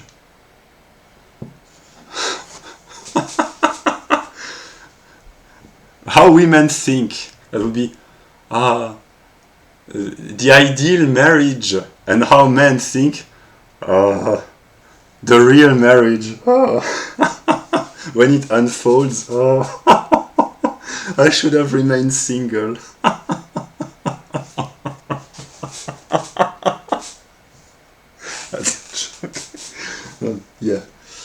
That's a joke. Yeah. But actually, ideality and reality. Marriage usually is idealized by women because it's a long-lasting, long-term partnership, etc. Security, providing resources, care, favorable environment for the children, future children, etc. But the realization of the ideal, precisely because the ideal, in a way, it's a negation of the real. And the realization, it's the negation of the ideal, so it's the same, but it's also different. Yeah, that's why here I will talk about Nietzsche. Nietzsche said, when you think about marrying a woman, think about the conversations that you might have with this woman, because in the long term, her physical beauty will quickly fade away. So a good investment is to invest in a woman with personality, character, intelligence, humor, etc. Because you have to bet on the long term. If you really are in the marriage business, what I say, the intelligence, the character, the temper of the woman is more important, or at least as important, or if not more important than the body. Because the body quickly fades away in the early 30s, the woman will have lost already her most attractive physical attributes, the beauty will have faded away. But if she's really a high quality woman, she will remain interesting and valuable for as long as the marriage lasts, because if she really has a strong, good personality, it doesn't fade away. Yeah, that's why in a choice of marriage partner, if I were a marriage counselor, I would say, if you have to pick a chick between between Aphrodite and Athena, on the long term, Athena is a better bet, because it's transitory. Beauty will fade away in the mid-30s for most women. Intelligence, if it's cultivated and if it's genuine, it can last for a lifetime. Yeah. But then if you have both, well,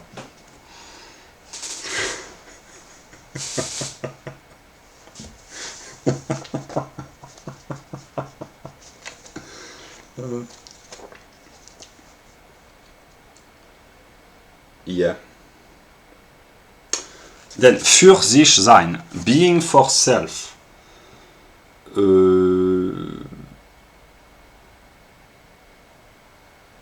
So being for self, für sich sein, is illustrated in ordinary language. That's consciousness, namely consciousness, self-consciousness is an illustration of für sich sein, literally means being for self, namely a being which is in relation to itself. So it is not sein für anders, it's not being for another, because the other is the self, because something is something else. So für sich sein is when the self is aware of the other as being itself, so that's why being is for itself.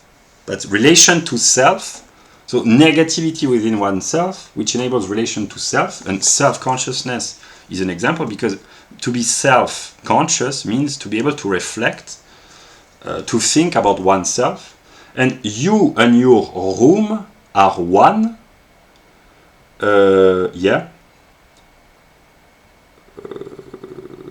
Yeah. That's why you have to clean your room, to make your immediate environment a reflection of yourself, in a way.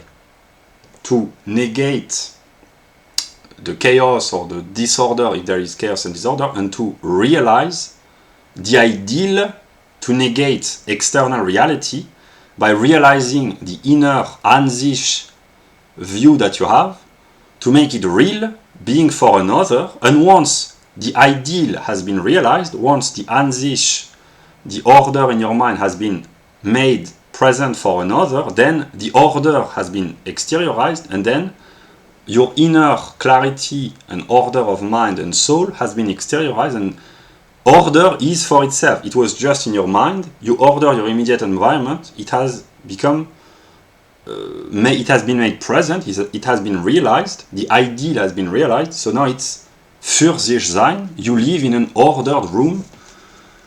Yeah, and that's why I wrote, it's difficult for people who live in really tiny concrete flats. Concrete here means concrete buildings made of concrete, so tiny flats in really buildings with not a lot of room. So here there's probably sociology and urbanism are connected. People who really live in difficult, limiting homes, it can have an impact upon the psyche, either temporarily or more long-lasting effects, depending. But and here, credit be given to the Japanese. The modern Japanese, they live usually in relatively tiny environments because they are very numerous on a relatively small island. It's a very populated country with a small geographical area compared to the population, and that's why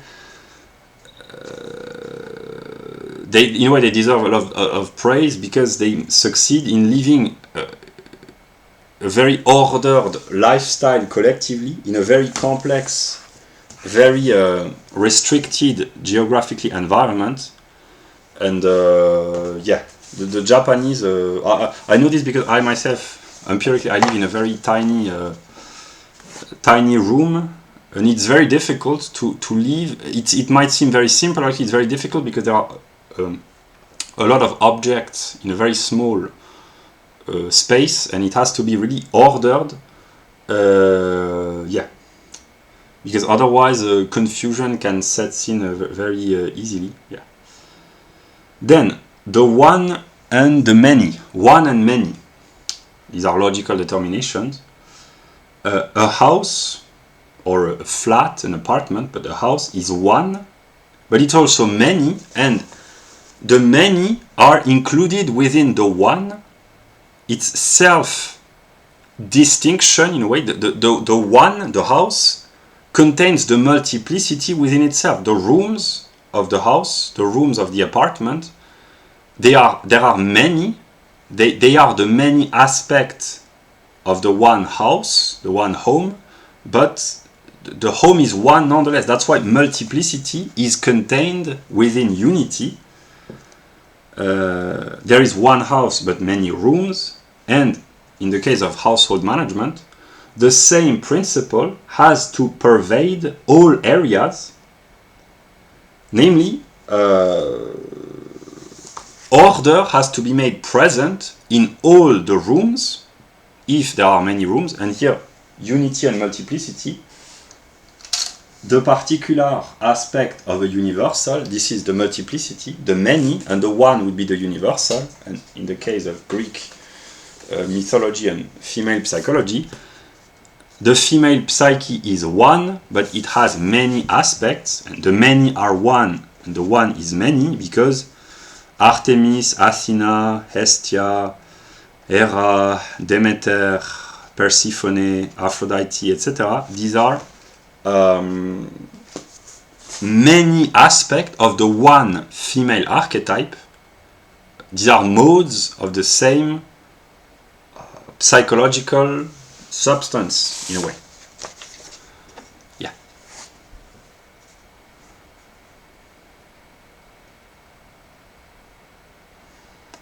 If you want to compliment your wife, you can say, what is so good about you is that there are so many of you. Hopefully, if she's intelligent, she doesn't misinterpret. She doesn't. What do you mean there are many of me? How many girls have you been dating recently? And then you say, no. What I mean is, you are so rich, honey. There are so many aspects about you. You are always full of surprise and full of wealth and interest, because you are many within your one. You are the one for me, but there are so many aspects that I love about you, etc., etc. Yeah. Yeah. Then attraction and repulsion.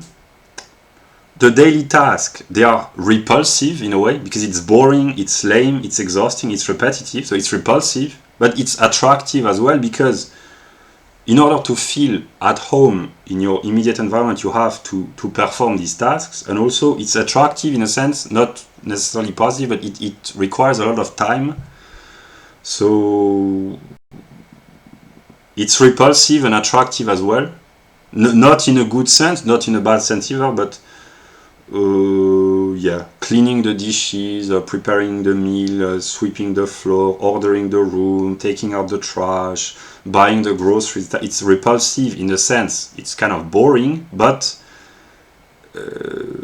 it's necessary nonetheless, and it enables the stability. Yeah. And also here a personal remark about the one and the many. I live in a one room, and basically my room is my living room, my dining room, my office, and my bedroom as well. So that it's four in one. Yeah. Yeah. That's why I put so much emphasis onto order, because it's kind of tiny and I have to work very hard to to make it a favorable working environment. Then, so these were some of the categories of quality. Now, in the realm of quantity, continuity and discretion, which are modes of magnitude or continuity or quantity. To illustrate a house, let us take a floor, the first floor or the second floor in a house.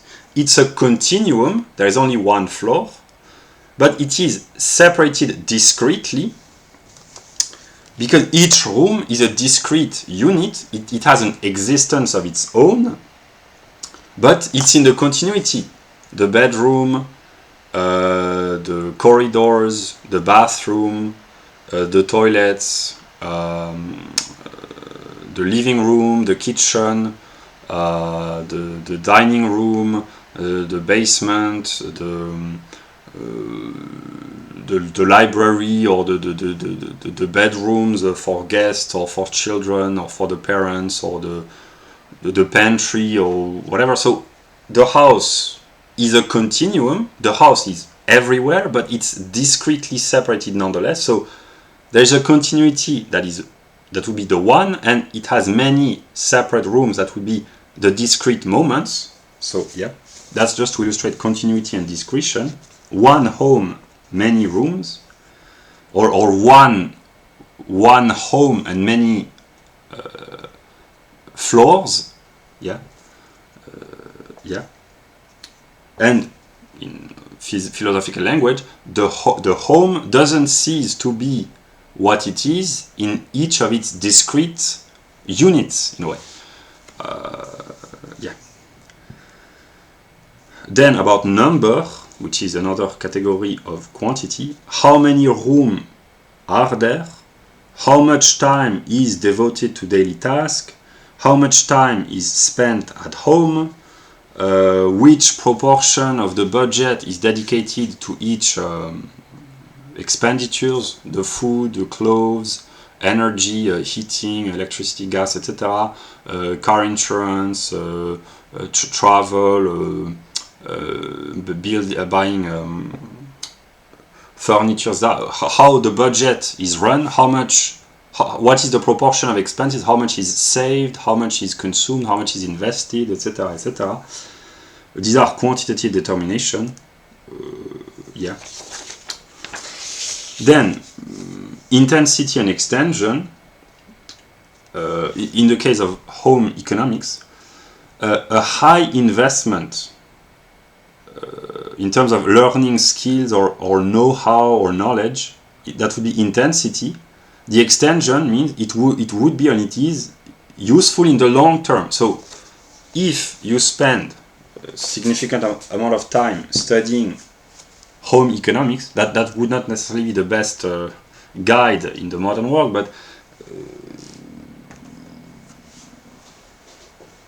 let us take an example. If you take time to change your diet,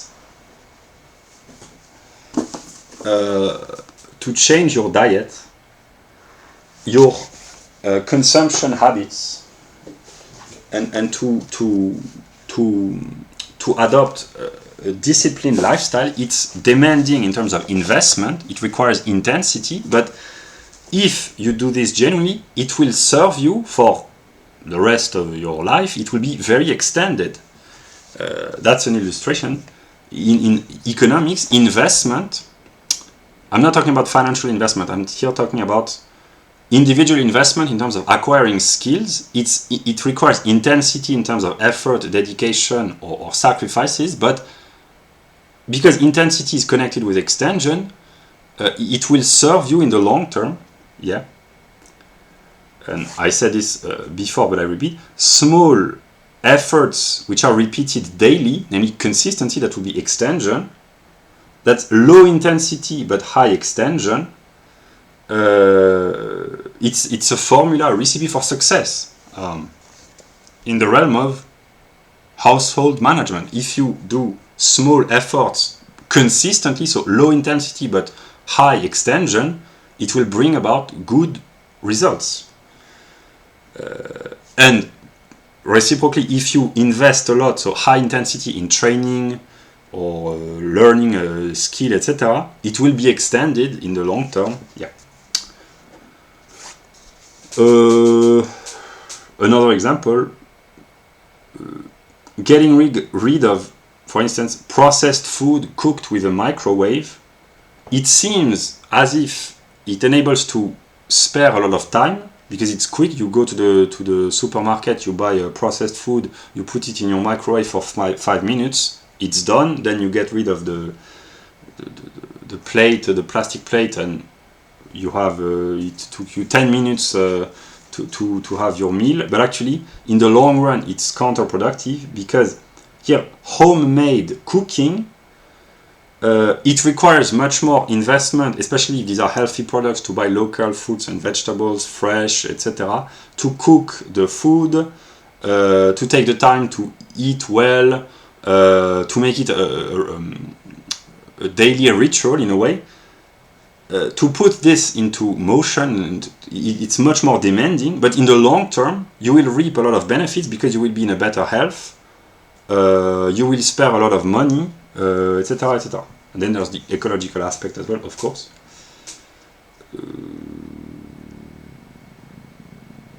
And I wrote, the more someone does things for you in household management, the more dependent you are.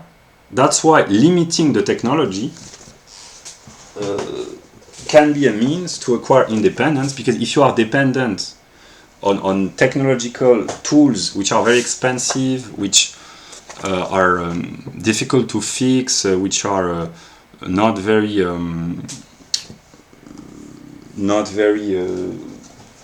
high quality in terms of long-lasting quality, etc., you are dependent because you forget a lot of skills if you use technology constantly, or if you have if you hire a cleaning lady.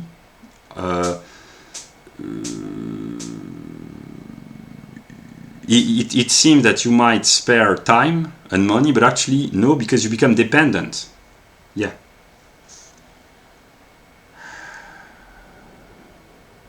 Yeah.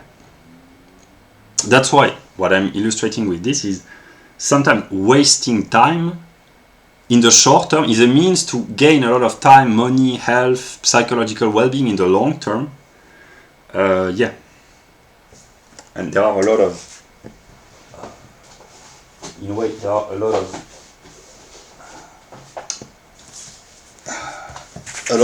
bullshit jobs from the point of view of society, because people, in a way, they have become a little bit lazy, but that's not a psychological accusation that I make. It's simply because with comfort and prosperity, there comes a temptation to let others do things for you, to have food delivered, to buy a lot of technological devices which are supposed to help, to hire, if you have the means, to hire people who clean your room for yourself, to delegate, to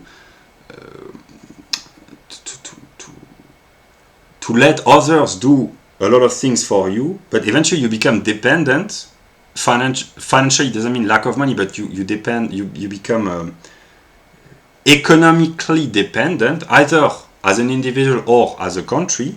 If you ship away jobs, if the division of labor in a way it's too intense and too extended far away, you become dependent, and you become dependent psychologically because you do no longer know how to do things on your own. That's why the Robinson Crusoe ideal, it can be good, and here I've just noticed this, but the foundational myth of modern capitalism, Marx was kind of clear-minded about this, is partly the story of Robinson Crusoe. It's symbolically the Anglo-Saxon man who is very competent and who is individualistic because of the circumstances, but that's the myth of the individual, the self-made man in a way.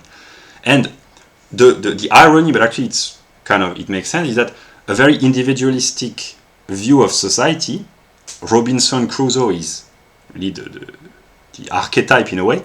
It brings about, when the logic is implemented, an interdependence on a global level, because the division of labor encourages specialization, which is opposed to precisely Robinson Crusoe, who had to do everything on his own. But the individualism that it illustrates, when applied to the realm of economics, it strengthens and enhances the division of labor, which is very good in terms of productivity, efficiency, etc. But eventually it brings about a situation where there is an interdependence, and nations, nation-states and individuals within society, they become dependent because a lot of their comfort or simply their daily consumption depends on processes of production which are on which they are dependent. It explains a lot about geopolitics, etc. Yeah. Then measure. To illustrate measure, measure is a quantitative determination whose changes brings about, up to a certain, beyond a certain limit, a qualitative change. And in the case of household, if you have a house with 4 rooms, or an apartment, a flat with 4 or 5 rooms, that's a house, a flat, whatever. If you increase quantitatively the amount of rooms, or the space, or the area, or the size in terms of floors, or the extension of the property, at first it's indifferent, but there comes a moment when the house turns into a mansion, and eventually if you keep increasing the number of rooms, the size, the number of floors, the extension, etc., it becomes a castle. Yeah, so house, mansion, castle, they are qualitatively distinct because partly they are quantitatively distinct. Yeah. Then, in the realm of essence, essential versus inessential. In the realm of household management, the principles are essential. The specific tasks which have to be performed, they are inessential in a way. So there has to be specific tasks obeying certain principles which have to be performed in order for home economics to be functional. But what is important is not to obey specific tasks as such, but it's to obey a principle, but the content of the task has to be adapted to the situation. That's the difference between the spirit and the letter. Namely, to behave ethically doesn't mean to follow rigorously a specific code. If it's mechanistic, just following literally, that's why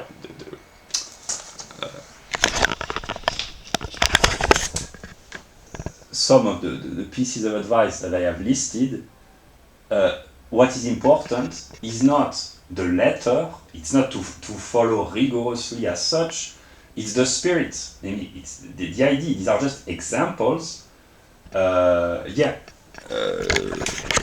This is what is essential are the principles, or the spirit, or the idea.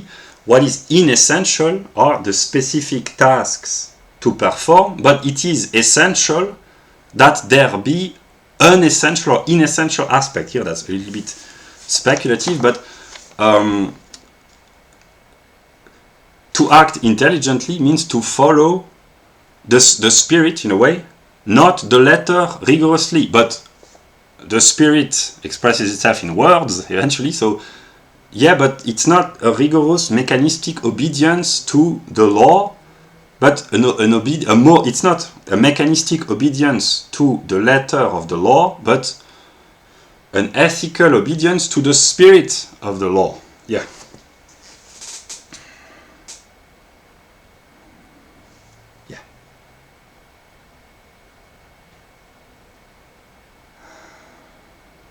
That's the distinction between what is legal and what is legitimate. The laws in a country, the positive laws, here positive doesn't mean good. Positive laws means, positive right means the legislation which is empirically valid in a given country at a given time. Yeah. So the laws in most countries, in all countries, they are supposed to be legitimate, namely right. legislation is supposed to embody an idea of justice. The purpose of legislation is to promote justice. It can be variously defined, but a harmonious interaction of the individual members of society.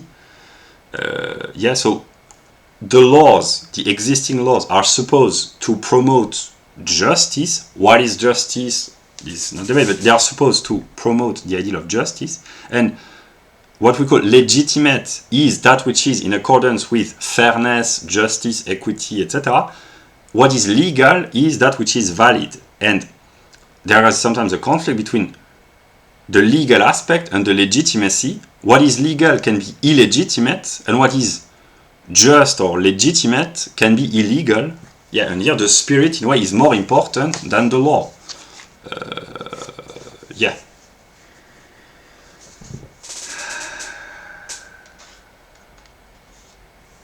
About equality and inequality, women and feminism, women which advocate or have advocated equality, the situation of women in the modern Western world, the counterpart, the positive, yeah, that connected with positive and negative, the positive is what women call emancipation, sexual freedom, more or less economic independence. But the counterpart, the negative, here it doesn't mean moral negativity, although it has often negative consequences. So the current conditions of women in Western societies, I simplify because there are various distinctions depending on ethnicity, class, intelligence, etc. But women in Western societies, in modern Western society, the positive, here it doesn't mean good, it means the way they behave and the way they are allowed or sometimes encouraged to behave. Without the negative, without the counterpart, it's unintelligible in a way, namely, the counterpart of the behaviors of modern women is the welfare state, the totalitarian bureaucratic legislation of society, the debt which helps finance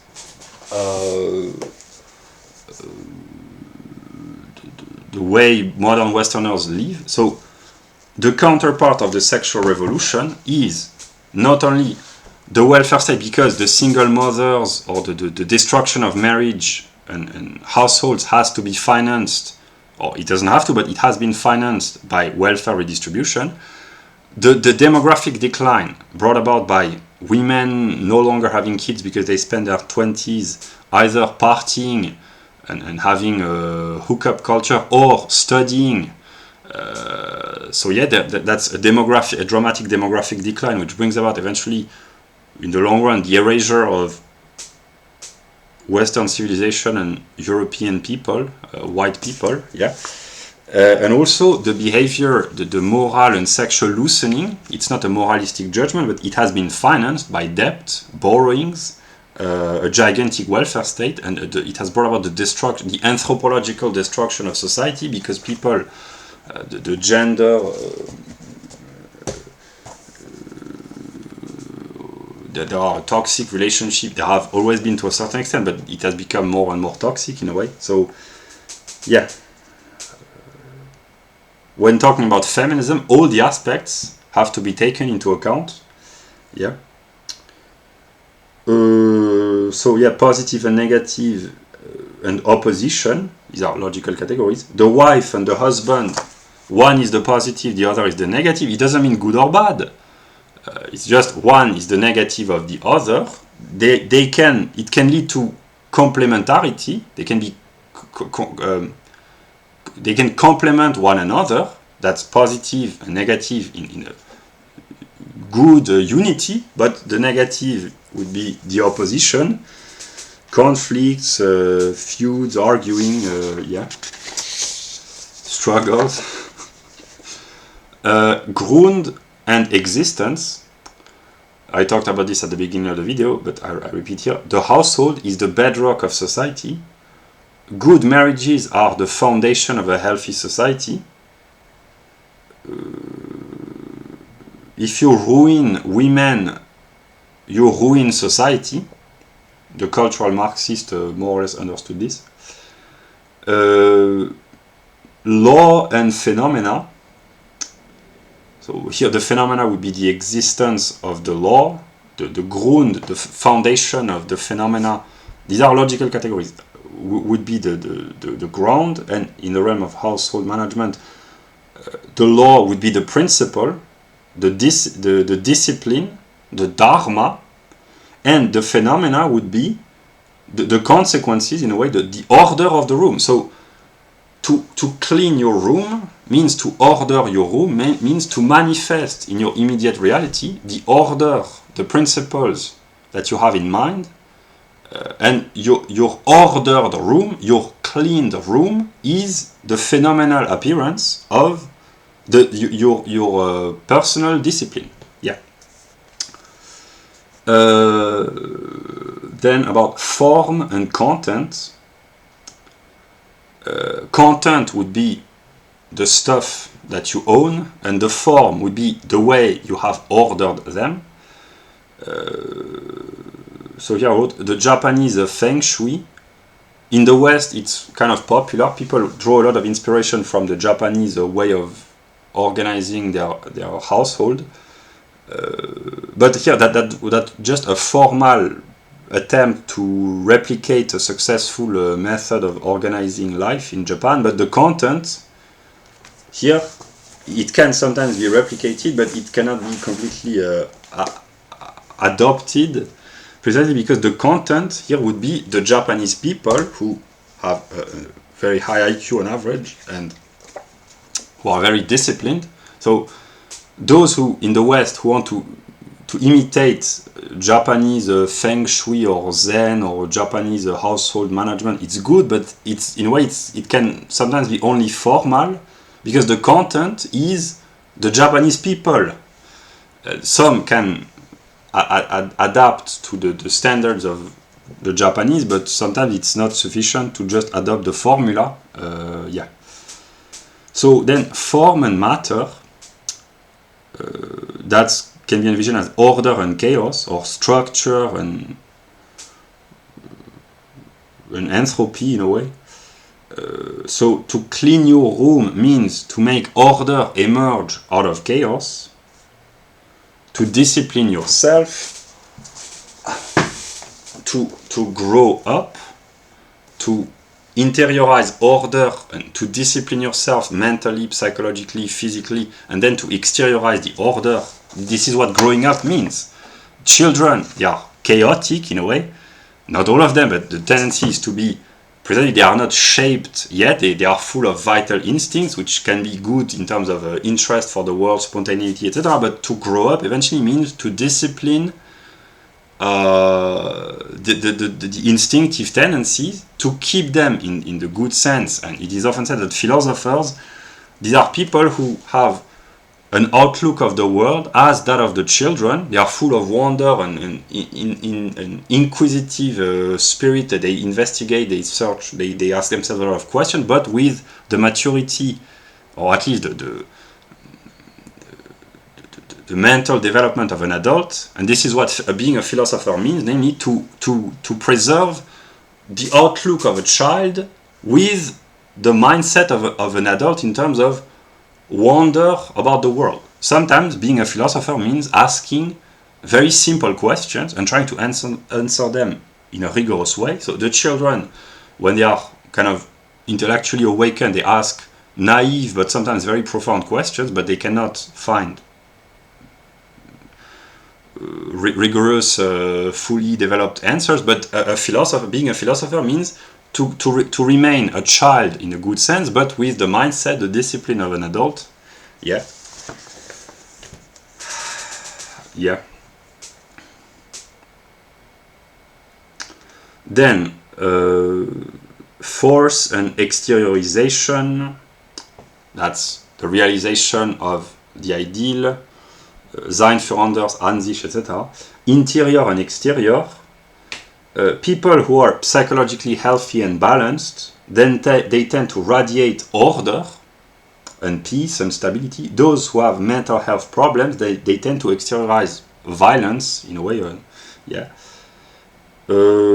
Also, in terms of materialism in the ordinary sense, materialistic people are those who think that they have to pack up and pile up a lot of stuff and accumulate a lot of physical belonging, whereas the more spiritual people, here these are very simple distinctions, they tend to invest more in their interiority.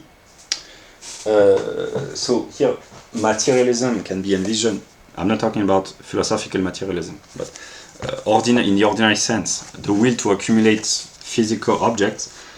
Interior would be the soul, the spiritual development, and the exterior would be the realm of appearances and accumulate wealth. And it can be envisioned partly like this. People who are more spiritual, they want to accumulate internal spiritual wealth, psychological and intellectual and spiritual development, whereas those who are more materialistic in a narrow-minded ordinary sense, they want to accumulate external signs of wealth.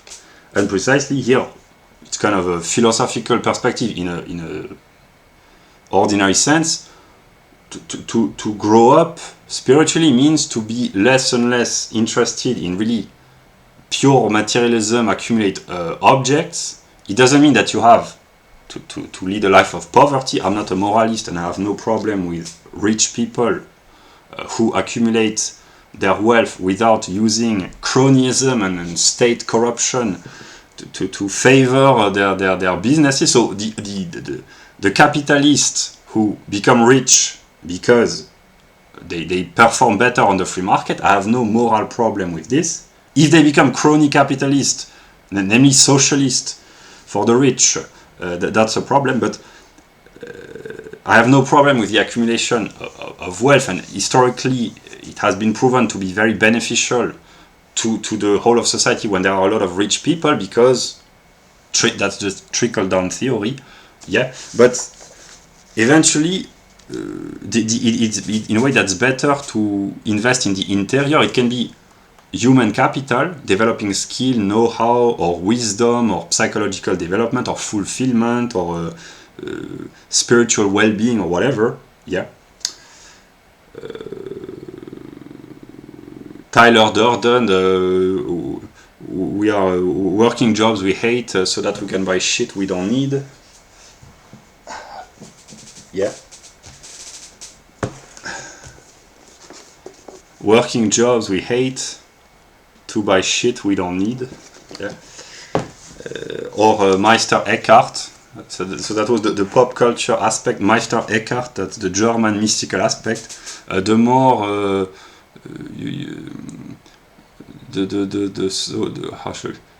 the more full of things you are, the more empty of God you are. So to empty yourself with God means to liberate yourself from material accumulation. I simplify.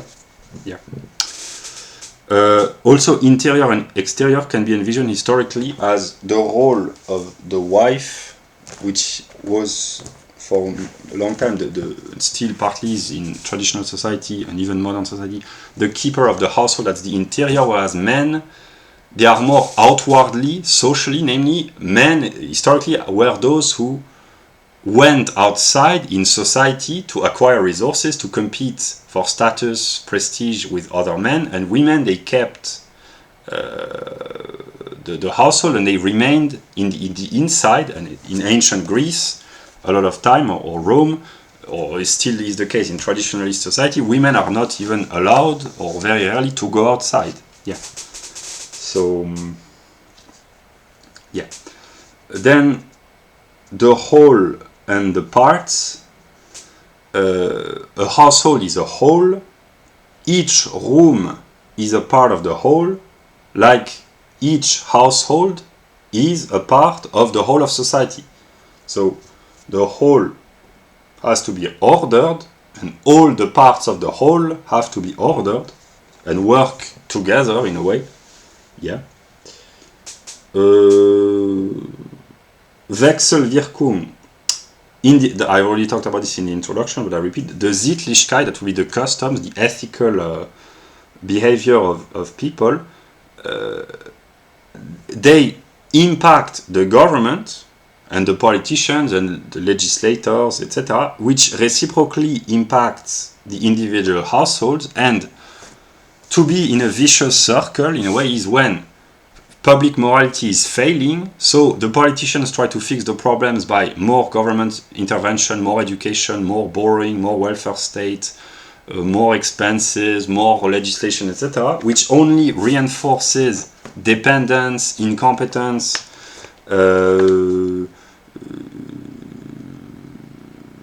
on the part of the citizen. So, whereas healthy citizens, they tend to be more independent and want less government intervention. That's a mutually reinforcing. When the citizens are healthy psychologically, anthropologically, economically, they tend to be demanding in regards to their politicians. So they only, I simplify, but they only trust competent, honest politicians, which are forced to keep, preserve, maintain, promote healthy legislation and behavior, etc. So it's a mutually reinforcing process. So that's a virtuous circle. In the West, we are in a way in a vicious circle, because the more problems are created by excesses of regulation, intervention, the more it serves as a legitimization of more intervention. Here, I received a book yesterday, Murray Rothbard, commenting the Great Depression. The problem, I'm not saying that the libertarian view is always perfectly accurate, although it's often very accurate, but the more government regulation bring about negative economic consequences, the more it gives legitimacy to the state to try to fix the problems that the state has created in the first place by interventionism, by interventioning even more. So that's a self-reinforcing process. That's why there has been a tremendous growth of legislation, bureaucracy, interventionism in Western society, because every time a negative event occurs, it gives legitimacy to the state to intervene even more, even though the causes which brought about the negative events are never discussed, or they are always wrongly interpreted. That's why interpreting the past, it's an important, those who write the past, those who control the present write the past and therefore shape the future. That's why a work like this is very important. It's important to understand past events, historical, economic, political, because otherwise it's very easy to get deceived. That's why culture is important. Literacy and studying, it's very important. Then, condition, necessity. Cleaning your room is a condition of psychological health, psychological growth, professional success, but it's not sufficient. It is necessary, but it's not sufficient. Namely, it's not because you have cleaned your room that you will necessarily become very successful, but it's a condition. If it's not present, if you are not capable or not willing to clean your room, the odds that you will be professionally, socially successful are not very important. Then the universal and the singular. We live in a global village. In order for the village to be as harmonious as possible, most singulars, if not all, have to be ordered, and there are behaviors which are not desirable or acceptable morally, and this can no longer be tolerated morally. It shouldn't be prohibited necessarily, but it cannot be tolerated morally. This has to be encouraged, not everything, but the idea, the spirit, and this can no longer be tolerated in the global village.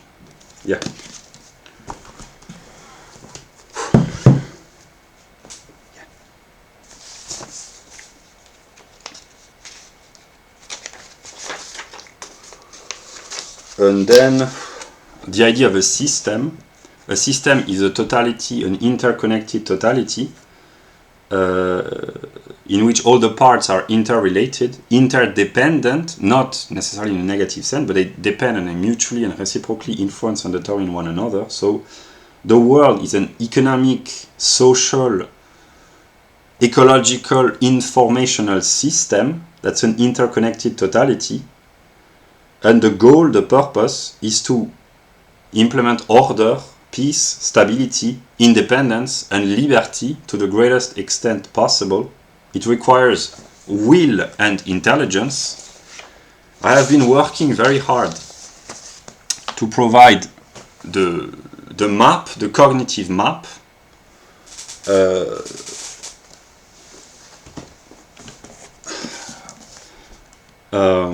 that would be the intelligence aspect, and to try to share it. On an individual level, I have been working hard to behave at my own level in an ethical way.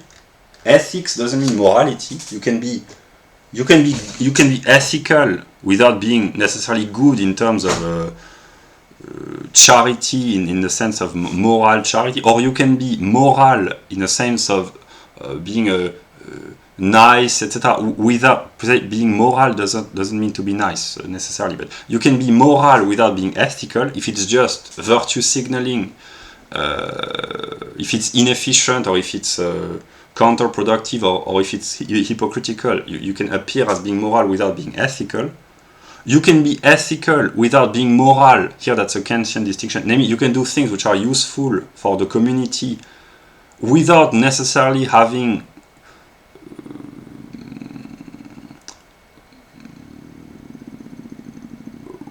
without being selfless or altruistic. You can do this, I've already said this, for just your personal interest. Namely, it's in the interest of everyone that the greatest amount of people be as independent, ordered, disciplined, autonomous as possible. So you can act ethically for your own interest. It's not contradictory. Yeah.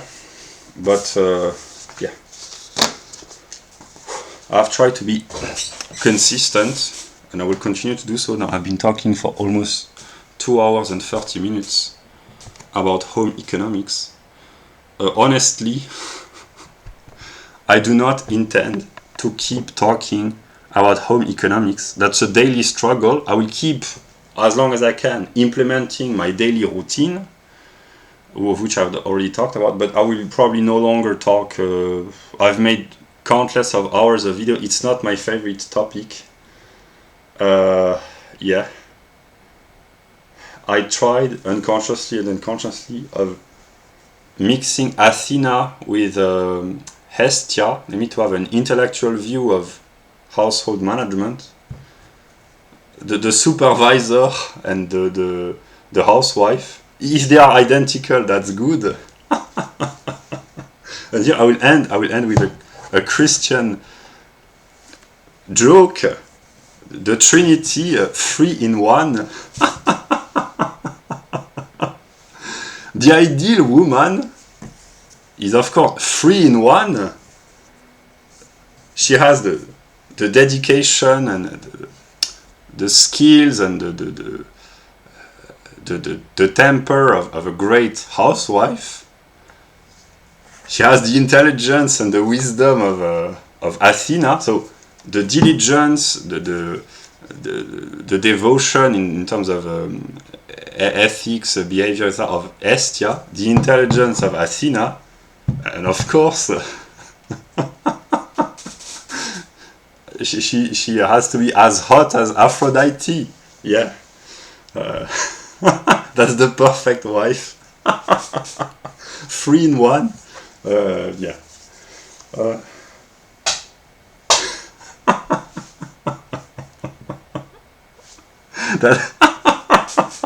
That's the Christian miracle. To find a wife who is hot and sexy, a great housewife, and smart, all the 3 at once, that's a Christian miracle.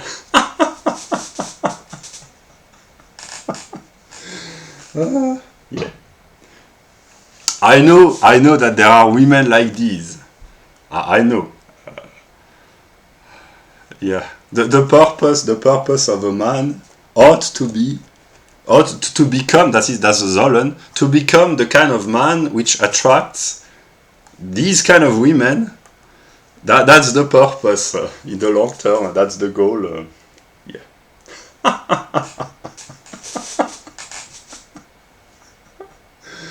Yeah.